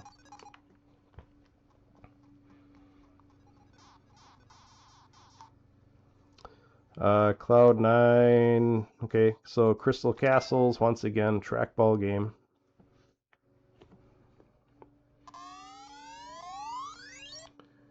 If the video is off or something, let me know. But I think we got this showing pretty good here. I'll show you the secret warp on stage 1 if you've never played this before, or if you don't know about it. See, this is like, if it were like 30% less sensitive, I think we would be almost right on track here. Oh, I forgot to show you the warp, the secret warp. Ah, oh well. Another day, perhaps. Dominoes. Ooh, this is like Snake. Yeah. Drag Race. This is interesting. They have steering wheels, which you'd think would be paddle, right? Why would you not convert an arcade game with steering wheels to the paddle? Why would you not?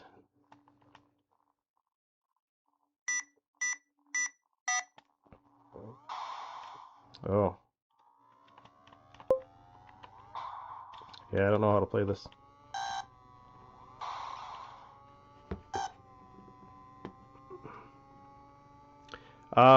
They printed a... Let me grab this over here. We do have something for that, actually.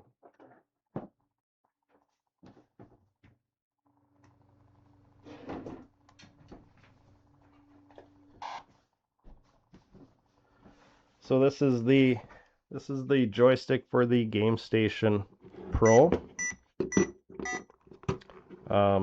As you notice on here, it has the same spinner dial pretty much to the T, and there's some guys that 3D print some spinner expansion knobs. I know, such a knob, to make your spinner games a little more enjoyable. I'm guessing this would fit over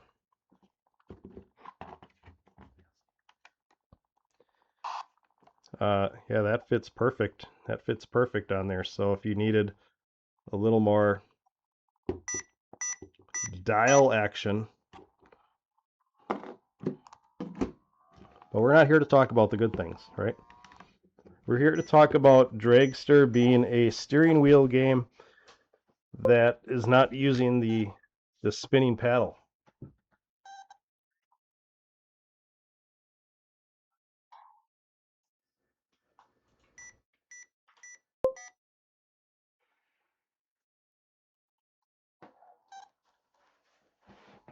But we're going to have to include that in our good video that we make somewhere along the way. Maybe we'll hide this in the background here for effect. So, okay, now I was going to say something, but we're not talking about good things. Back to controls. Food Fight. Isn't Food Fight? No, that's a joystick game. Frenzy's joystick. Gravatar iRobot. This is a game that uses trackball or spinner, I can't remember. But this version only has the D-pad active, and I saw this in other people's reviews. And the sensitivity is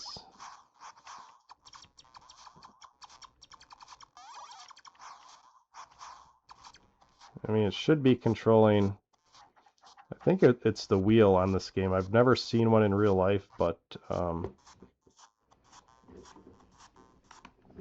we're going to knock that one.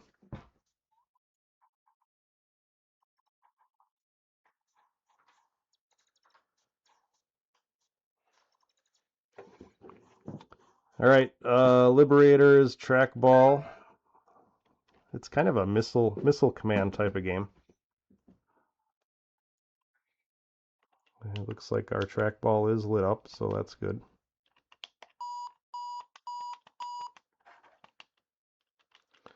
Our two buttons are highlighted.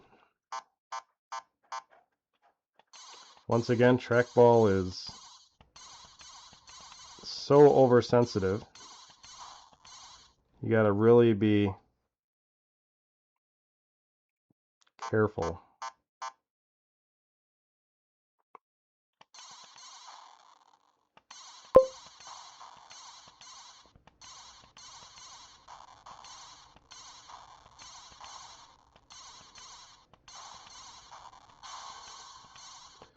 Kind of surprised this game didn't get more love in the home conversion world.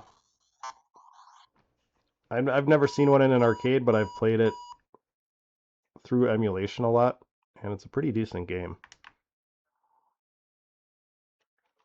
Yeah, that's the thing, is adapting to it, right? Because then you go back and you play it somewhere else and you're expecting it to move like that because you're so used to it.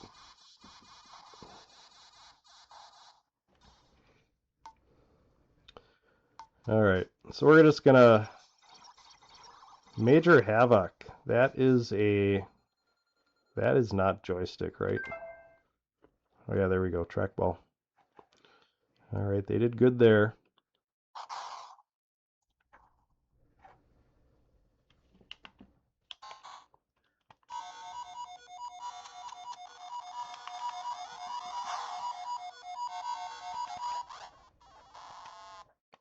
And you can play, there's a little mini game of Breakout on the side you could even play. Okay, so this game they did good on.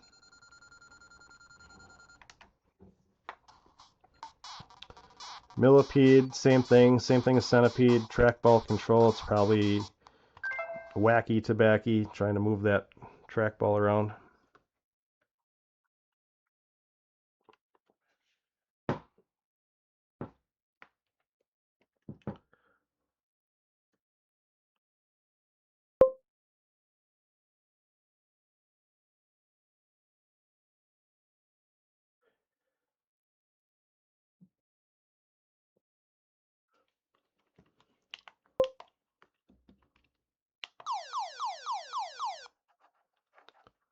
So as you can see, it's like super sensitive.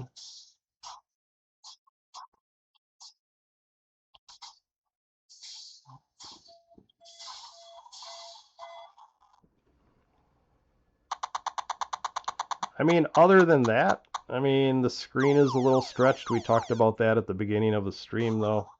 That's another thing that since we have a widescreen LCD in here for games like the Recharge series or Pinball, they put the wider screen in here, and all of the games that are 4x3 are not really 4x3. They're all kind of stretched if you look at them close enough. So we already dinged them for that. I'm sure you already rated it, but how does the placement of buttons feel whenever you have to start or back out of a game? Yeah, that stuff feels good. All the menu controls and everything are very decent. It's not all over the place. It feels pretty tight that way.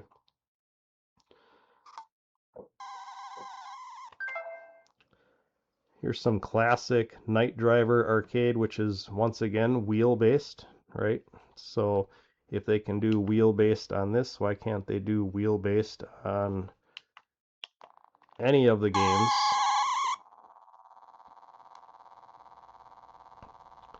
So it starts out slow and goes faster as you... Or I have to shift, I don't know. It's probably some controls I'm missing.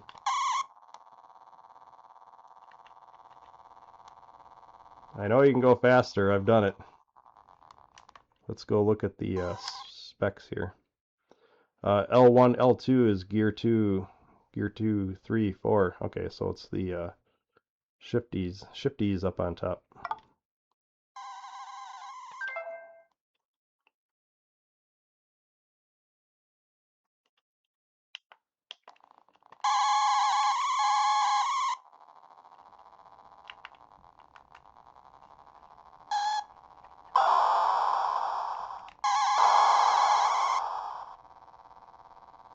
So if you've ever played the Night Driver arcade game, your car is actually a sticker that's on the screen bezel, on the screen glass, and you're just trying to keep that centered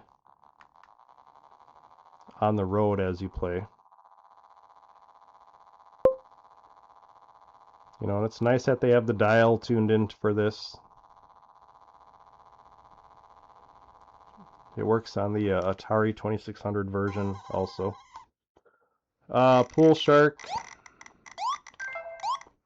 I haven't played this. I heard other reviewers saying that this is a fun game if you've never really gotten into this. I'm going to look, though, real quick.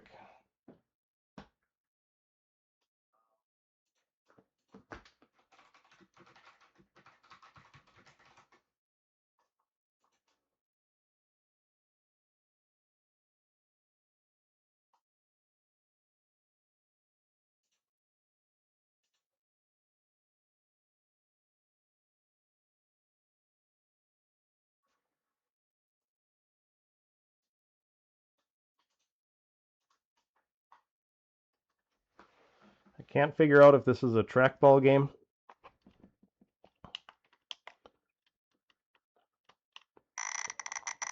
But supposedly it's your goal is to sync everything as fast as you can.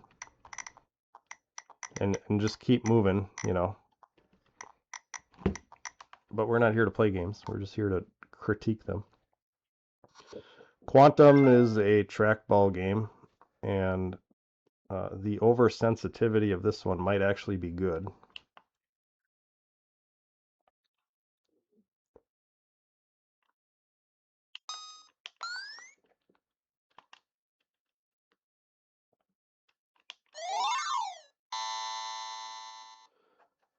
So you have to draw lines around the planets, or whatever these are.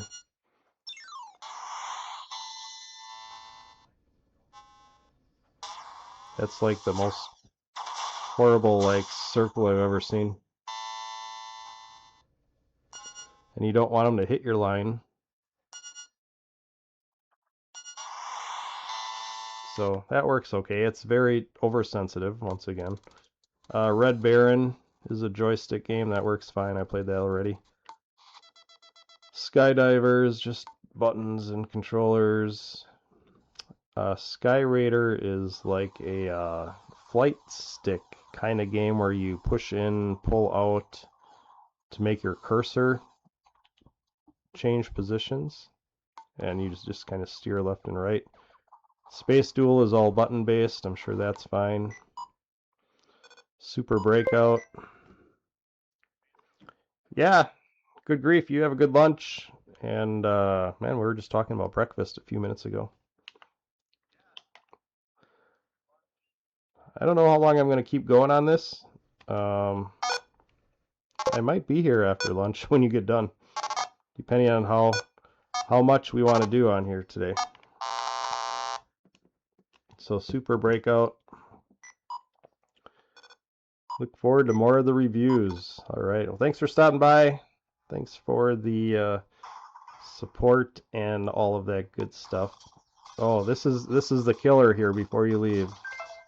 This is the one that's getting downgraded because I know how this one is. They screwed up the resolution of this game. This is supposed to be a vertical game, not horizontal screen game. And because of the resolution, they jacked up all of the vector graphics too. And it's too bad because this is one of the key games you want working on your system when you're selling it and you have paddle stuff going. Once again, should be a vertical resolution like Pac-Man, like Ms. Pac-Man, like Galaga. You know, the screen should be up and down. And because of the screen, you get a lot of broken graphics on your screen here. You can tell by the high score on the top, it's cut off. There's a lot of lines in the level design here. I mean, and it's too bad because the spinner feels great on here. I mean, gameplay-wise, it's there. Graphic-wise, I don't know what they were thinking. And why release it like this? So we're going to ding that. Let's go to our ding sheet here. Tempest is... I kind of want to penalize it more than $1 because that's a primary game on here that should not be screwed up. Let's see what our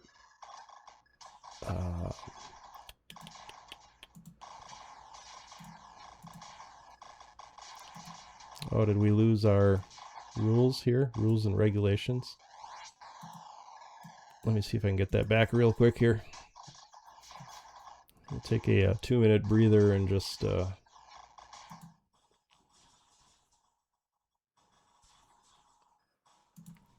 throw that on there while I'm looking around.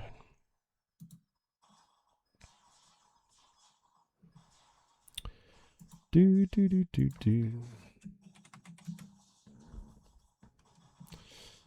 So if you're just joining us, or you have been here and you don't know what the heck we're doing, we got the new Gamestation Go in hand, and we received ours a lot later than everyone else received theirs. Everyone else went online and started posting reviews of it. There's a lot of not accurate reviews out there. I'm just going to leave it at that because of people either not knowing how it should be, or just maybe since they've got early product reviews of it, they're letting MyArcade get away with some things in their reviews. I don't know. But we're going through a lot of things in detail, and we are actually dinging the price that we paid for it accordingly based on the issues that we find. I don't know if MyArcade will see this video or use it as a quality control checklist of some kind, but I'm kind of annoyed because at this day and age, when you are re-releasing Atari and other retro things this often, and you've been doing it for 50 years, you should have this down to a science where everything runs and acts perfect. It really shouldn't be an issue. And if it is an issue, it shouldn't be included in the system. Or you should get it fixed before you release it and maybe delay release of it and get it working the way it should. Wrong resolution. Oh, Tempest is only going to get docked $1 for that, even though that is... I feel like that should be like a $5. A $5 penalty.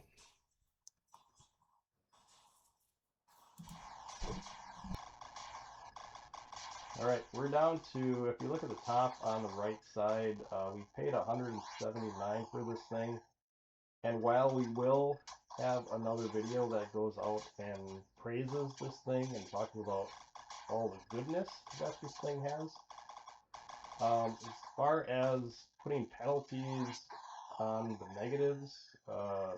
We have this down to it being worth about $156 at this point, and we're not even. Well, maybe we're halfway through this. I don't know. Let's continue and look for some more issues.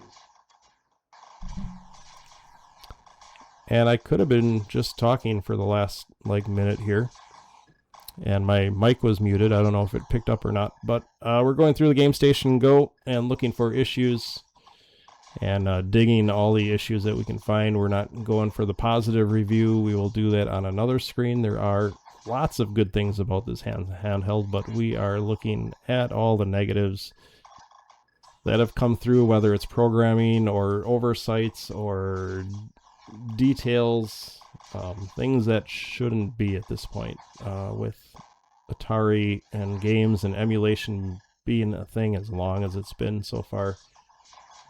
This thing should release almost perfect, right? So let's get back to it and look for some more issues. All right, Warlords. Tempest was a big one. I'm really bummed about Tempest. It is playable, and the controls feel really good, but it's not pretty looking. All right, Warlords. We got some spinner action going.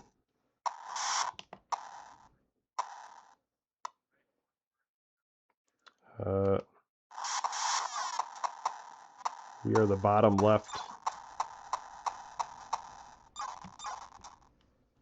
If you hold your button down when the fireball comes, you can actually capture it.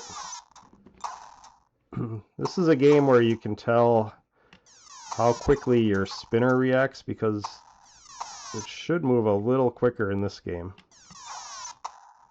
Let's go into settings and see if we can't... are you serious? They don't have a spinner sensitivity in arcade games? Well, guess what? That's a ding. Because you should be able to move this really quick to the side and release your fireball on the enemy. It should not even be a... It shouldn't even be a... You have to think about it. Yeah, this is not good. And what's even more not gooder is that you can't control the sensitivity. Oh, that's getting a ding. That is going... I'm guessing that's under all arcade games now that we're finding this issue. So let's go back to... I mean, we could just do Tempest again, but let's go to Breakout, Super Breakout. I'm guessing that will not have a sensitivity setting either. Nope. All right, so that's a major thing here.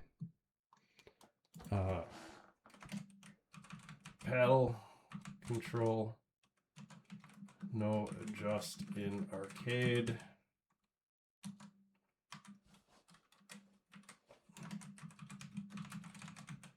Can't remember if that's a 3-dinger or a 2-dinger here. Wrong controls, hardware issues, crasher bugs.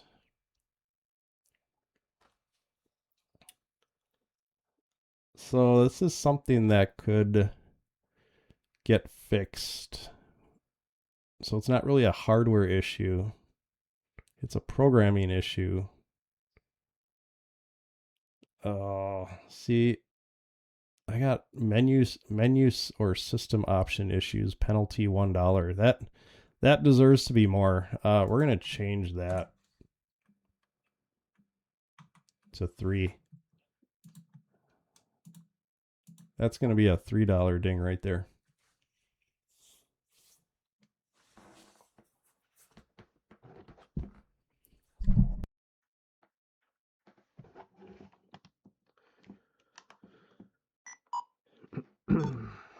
All right, Superbug driving game.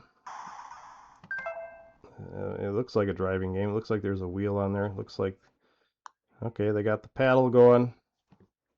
If we go into settings though, they have controls, but they don't have any way to change your... why do they do that? Since we dinged it already, we're not going to ding it again. Alright, then we're to M Network games. M Network are basically 2600 games, so I don't think we're going to have issues with these. Unless it's something glaring.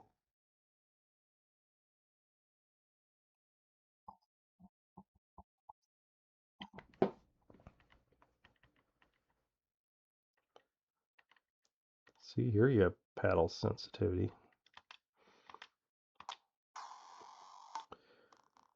Okay, these are all just joystick games, so I will try one more, but these should all be working the same.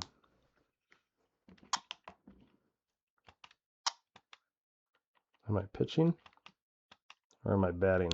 I don't know. I haven't played this in forever, or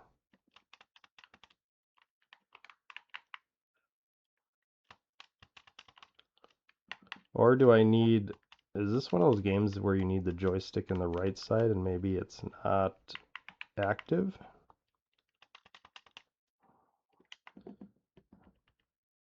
Start, pitch, swing.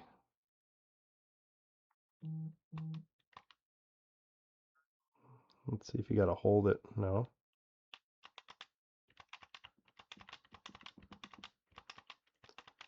Alright, well this is kind of unplayable here. Let's reset it one more time.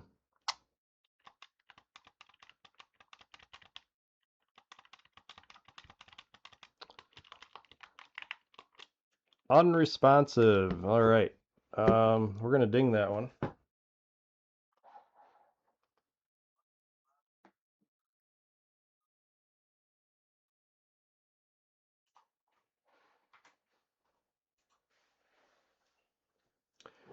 And that means if we're going to have to ding that one, we might as well try another game and see how it responds. This is a 2-player game, so it says it needs 2 controllers, but if I can get one controller to work, that'll be good. Just so we can see it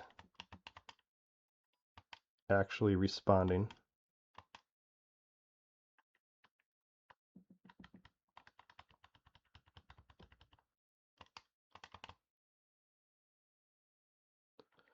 I wonder if the other team has to pick their play. I don't know, not looking good for M Network games so far. Let's do Space Attack.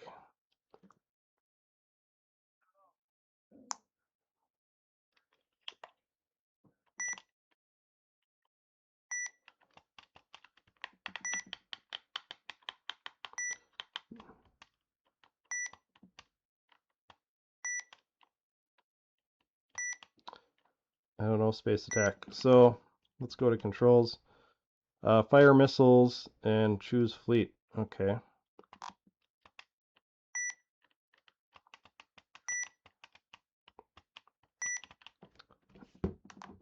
I mean,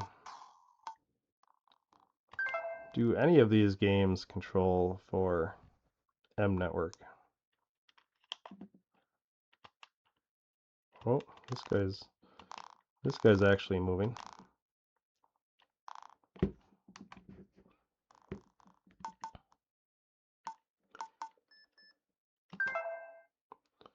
Sea Battle players 2 only.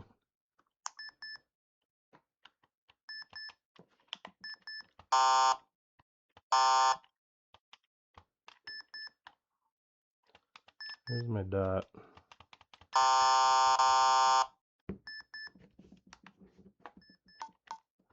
Alright.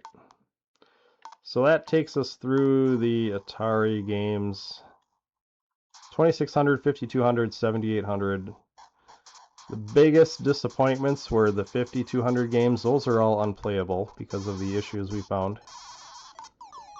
Arcade games don't have sensitivities for paddles.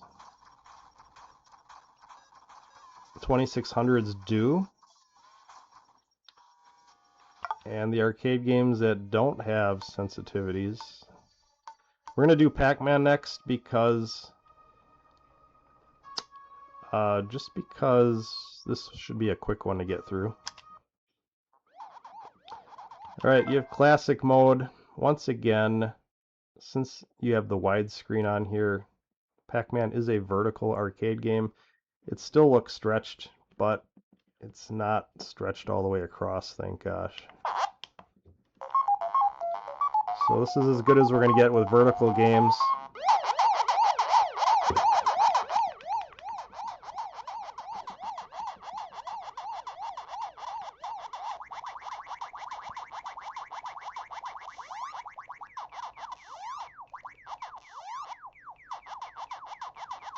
The sound seems weird.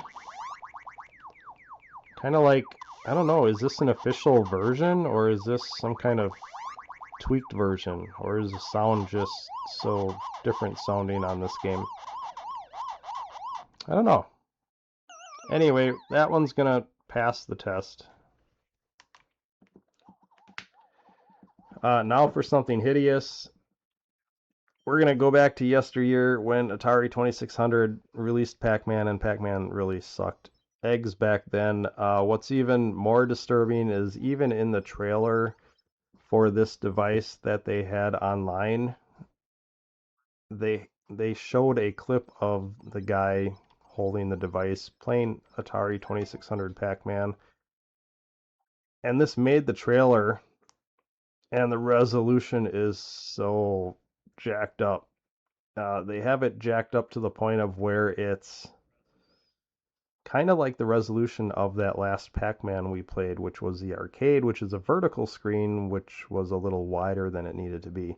This one is supposed to be wider because of 4:3 mode on your television CRT, and not squished together like a vertical mess. This is disgusting that they would even... I can't believe it made the trailer like this. When I saw that, I'm like, oh, that looks bad when I watched the trailer. So that's getting dinged. I don't know how you screw up Atari 2600 Pac-Man, but they did it. If it would have been Pac-Man playable in the Atari 2600 section, it would have looked and played fine. But since they have this little section of Pac-Man games, they really screwed it up. Pac-Man speed up mode, it's the same thing as arcade. Your Pac-Man just runs faster. And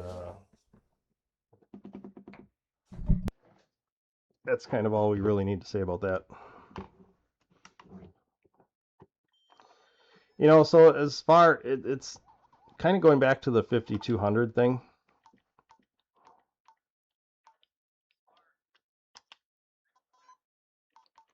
You know, the 5200 is one of the primary reasons for this cool number pad over here.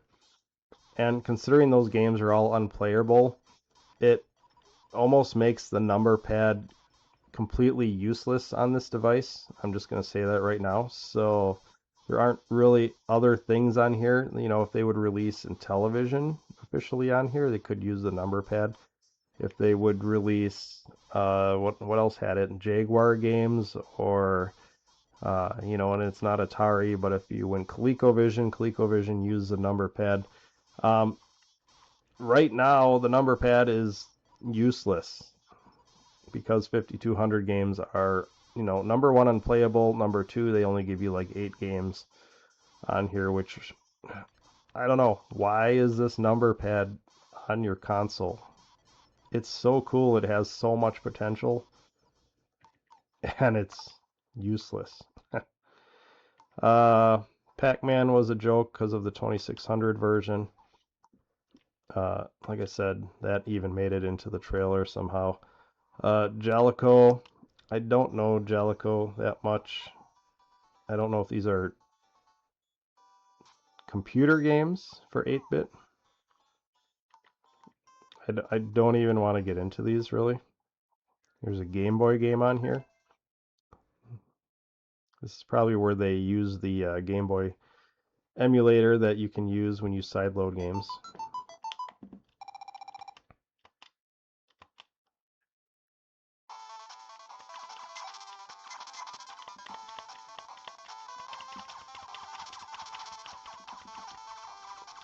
So they have two buttons that work as A and B, and then the X button is like your secondary button, which is kind of interesting. So really these two, A and X,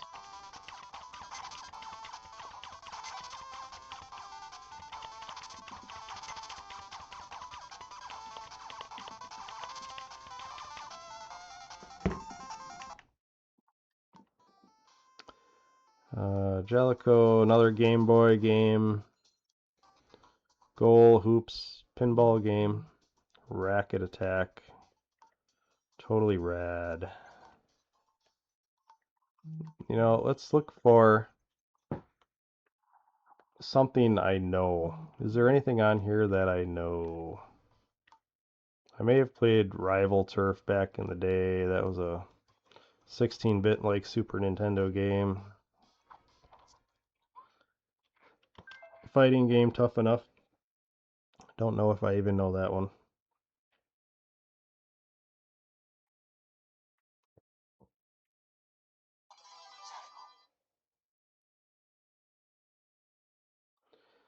I don't know if this would be like a Super Nintendo type of game. Kind of looks Super Nintendo-y. So that would mean 4 buttons and then possible shoulder buttons. Let's go into options and see. Yeah, A, B, X, Y.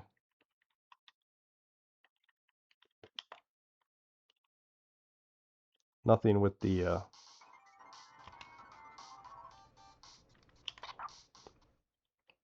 So if this was a Nintendo game, I don't know how you... This looks like Super Nintendo. I mean, is it legal for them to take the license by Nintendo off of there?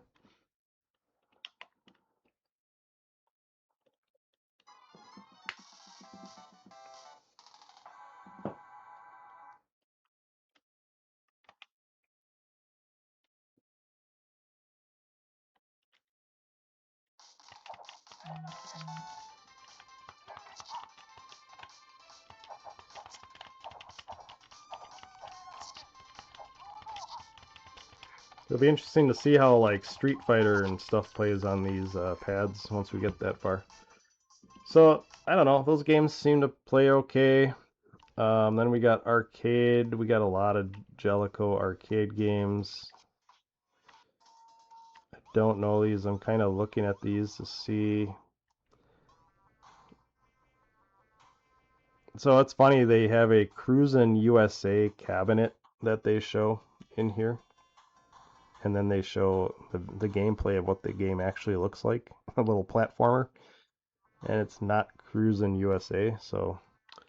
that's a little bit of an issue. It's not really a gameplay issue, so I'm not going to knock that one, but... Quality control is everything, right?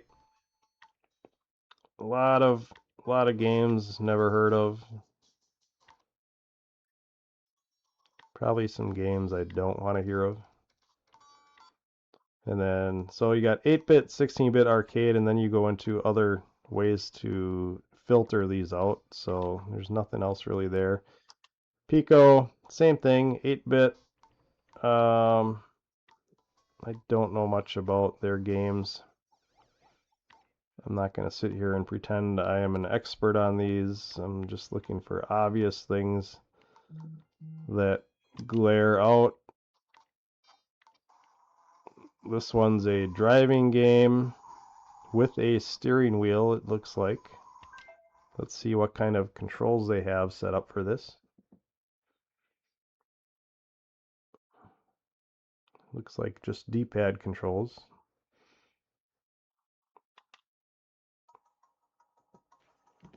So that's going to be a knock of some kind here, right?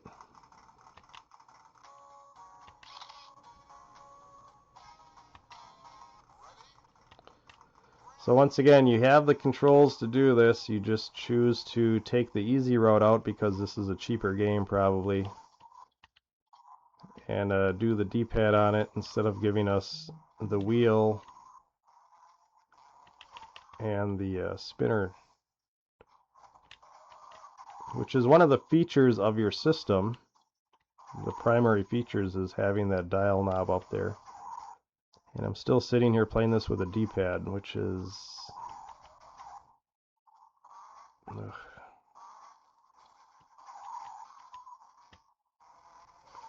Alright, well this game's getting knocked.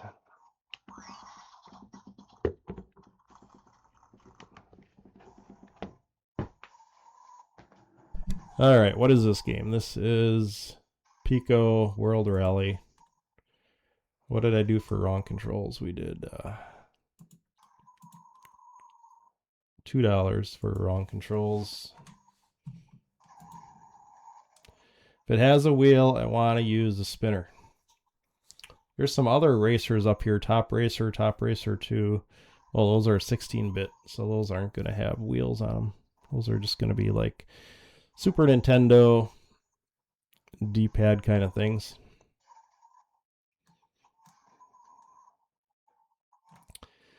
All right, so let's take a look real quick and see if we missed any major categories. We might be able to wrap this portion of the video up. This is going to be video 1 of 2 of issues with the system.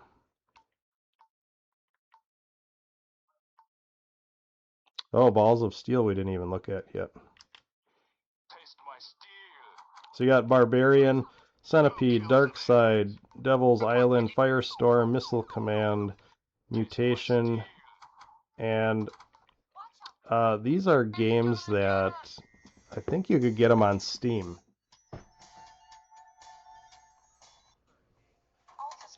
I'm going to bring up Steam on my computer real quick and see if they are purchasable there.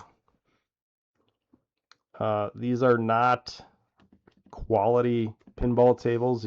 These are more like the computer games of yesteryear, like when you used to play computerized pinball on your Commodore's Amiga, maybe 16-bit on your Super Nintendo.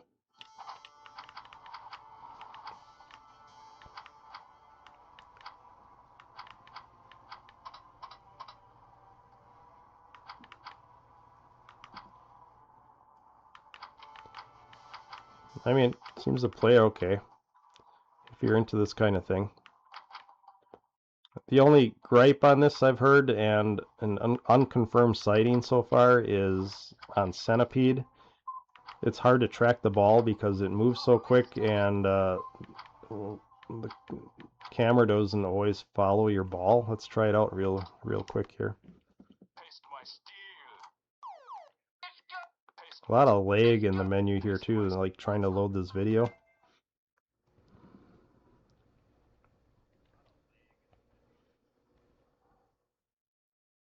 So the other issue I've seen on some reviewers' sites is when you're outputting this system to HDMI, and that's going to have to be another whole video, I think. So we're going to have like 3 parts to this video. When you're playing exported on HDMI, I don't know if it's too much for the processing of this thing, but the frame rate I've seen when people exported this to HDMI video is choppy, horrendous, unplayable. And maybe it was just their stream recording. I don't know. We're going to have to try it and see for ourselves.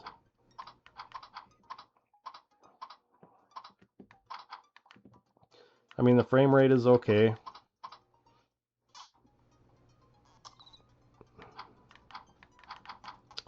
I can't say I've had any issues yet. I think it might have had something with hitting it in that centipede loop over there. I don't know. Like that. Oh yeah, it comes out really quick. I mean, if you're ready for it, it's one thing, I guess.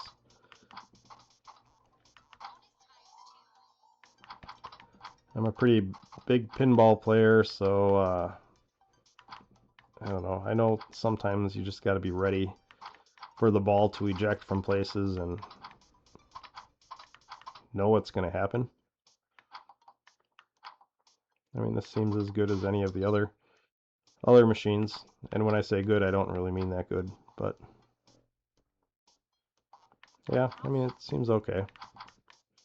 Oh yeah, you see, I hit that ball so hard around that loop.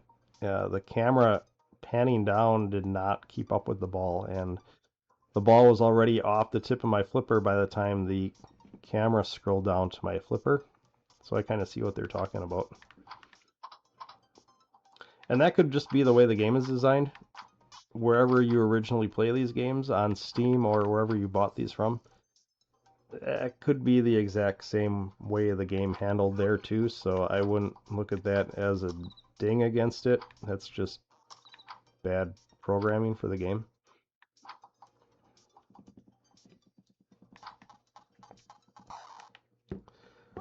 So yeah, Balls of Steel. It's pretty much as exciting as you think it's going to be. And I think we've been through all the major systems. So let's flip over to the other camera here real quick and have some final thoughts about what we found here for the last 2.5 hours. And I just knocked my camera wonky too. So.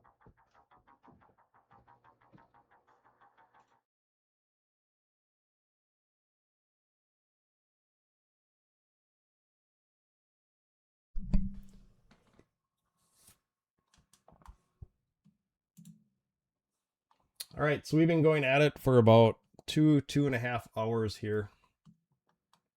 If I glance over to the GameStation Pro, GameStation Go, I'm sorry. There is only one notch of battery life gone, so I know we're not talking about good things here, but the battery seems pretty decent, unless it's registering wrong. It did take... Now, as far as bad things go, I've been this drained before on the battery, where it's like 1/4 gone, and I plugged in the charging cord that comes with it and tried an alternate charging cord, and I would expect 1/4 of the battery to charge up in like half hour, 45 minutes. But I've had this thing plugged in for a long time this morning before this stream, and it still didn't get me fully charged before the stream, so does not really charge too fast. We'll say that. I didn't mark that as a ding because it is what it is, and but I would expect it to have some kind of rapid charge or fast charging mechanism in there, which it does not seem to have. Final thoughts on everything here.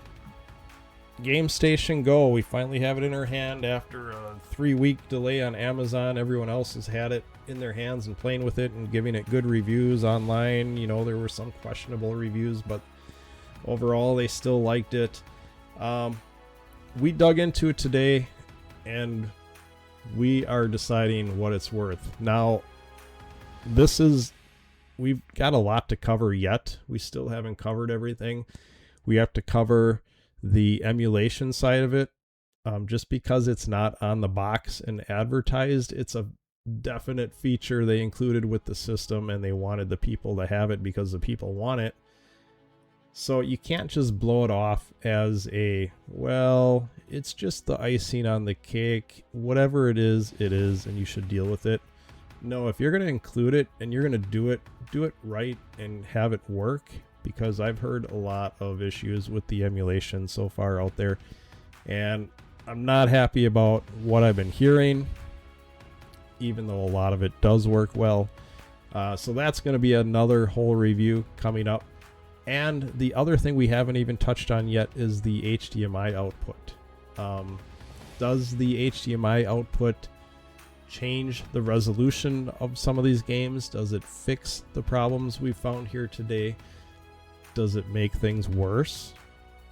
So we really need to get this thing plugged into the TV or the streaming device or both, and see what happens with this stuff. So final verdict from today, and this is, like I said, we're only 1/3 done with our troubleshooting. And for some reason my window's gone. There it is. At this point we paid $179 for this thing. And with all of the issues we found with the pack-in games at this point,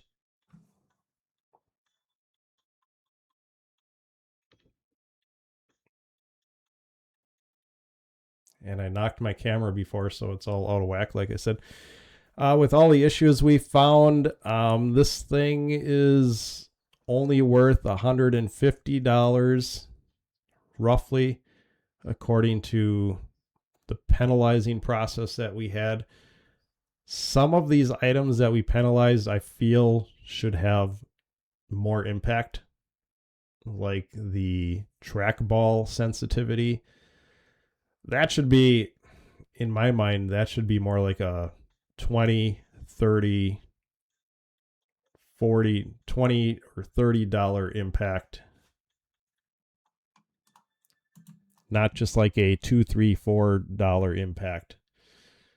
What do you guys think about that? The trackball is so oversensitive and everything, and they really need a way to cut that back by like 20, 30% to make things more playable.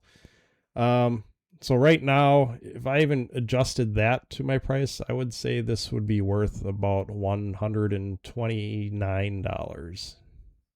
Not $179. I think it was originally supposed to go for like $149. And then maybe because of tariffs or something, maybe it got jacked up. I don't know what the reasoning was, but back at the show in January, they were talking about $150 price point. So, which is more realistic because of all the issues you've got in here. But to that fact, there shouldn't be issues in here. There shouldn't be all these issues that we found, and we're only 1/3 of the way done with the troubleshooting process, so, or the fact-finding process. So look for additional videos coming up. We will sneak some videos about all the good features in here too, because I don't want that to go unnoticed, because this thing does have a lot of great features. I don't know if it has $179 worth of great features, but it has a lot of great features, and having the handheld is very nice, and we have a lot of talking to do about that as well. So that's it. If you like these kind of reviews and you're watching this over on the YouTube, make sure to subscribe for future videos coming up. If you are watching this over on Twitch, make sure to follow us. We do all of our almost daily or bi-daily, I don't know what you want to call it, streaming over on Twitch. So make sure to follow us over there for a lot of variety, a lot of chill streams, and a lot of good times. And hope to see you guys soon. Thanks for stopping by. Thanks for watching, and hopefully this helps. Hopefully MyArcade notices this and uses this maybe as part of their base for troubleshooting. All right, talk to you guys later.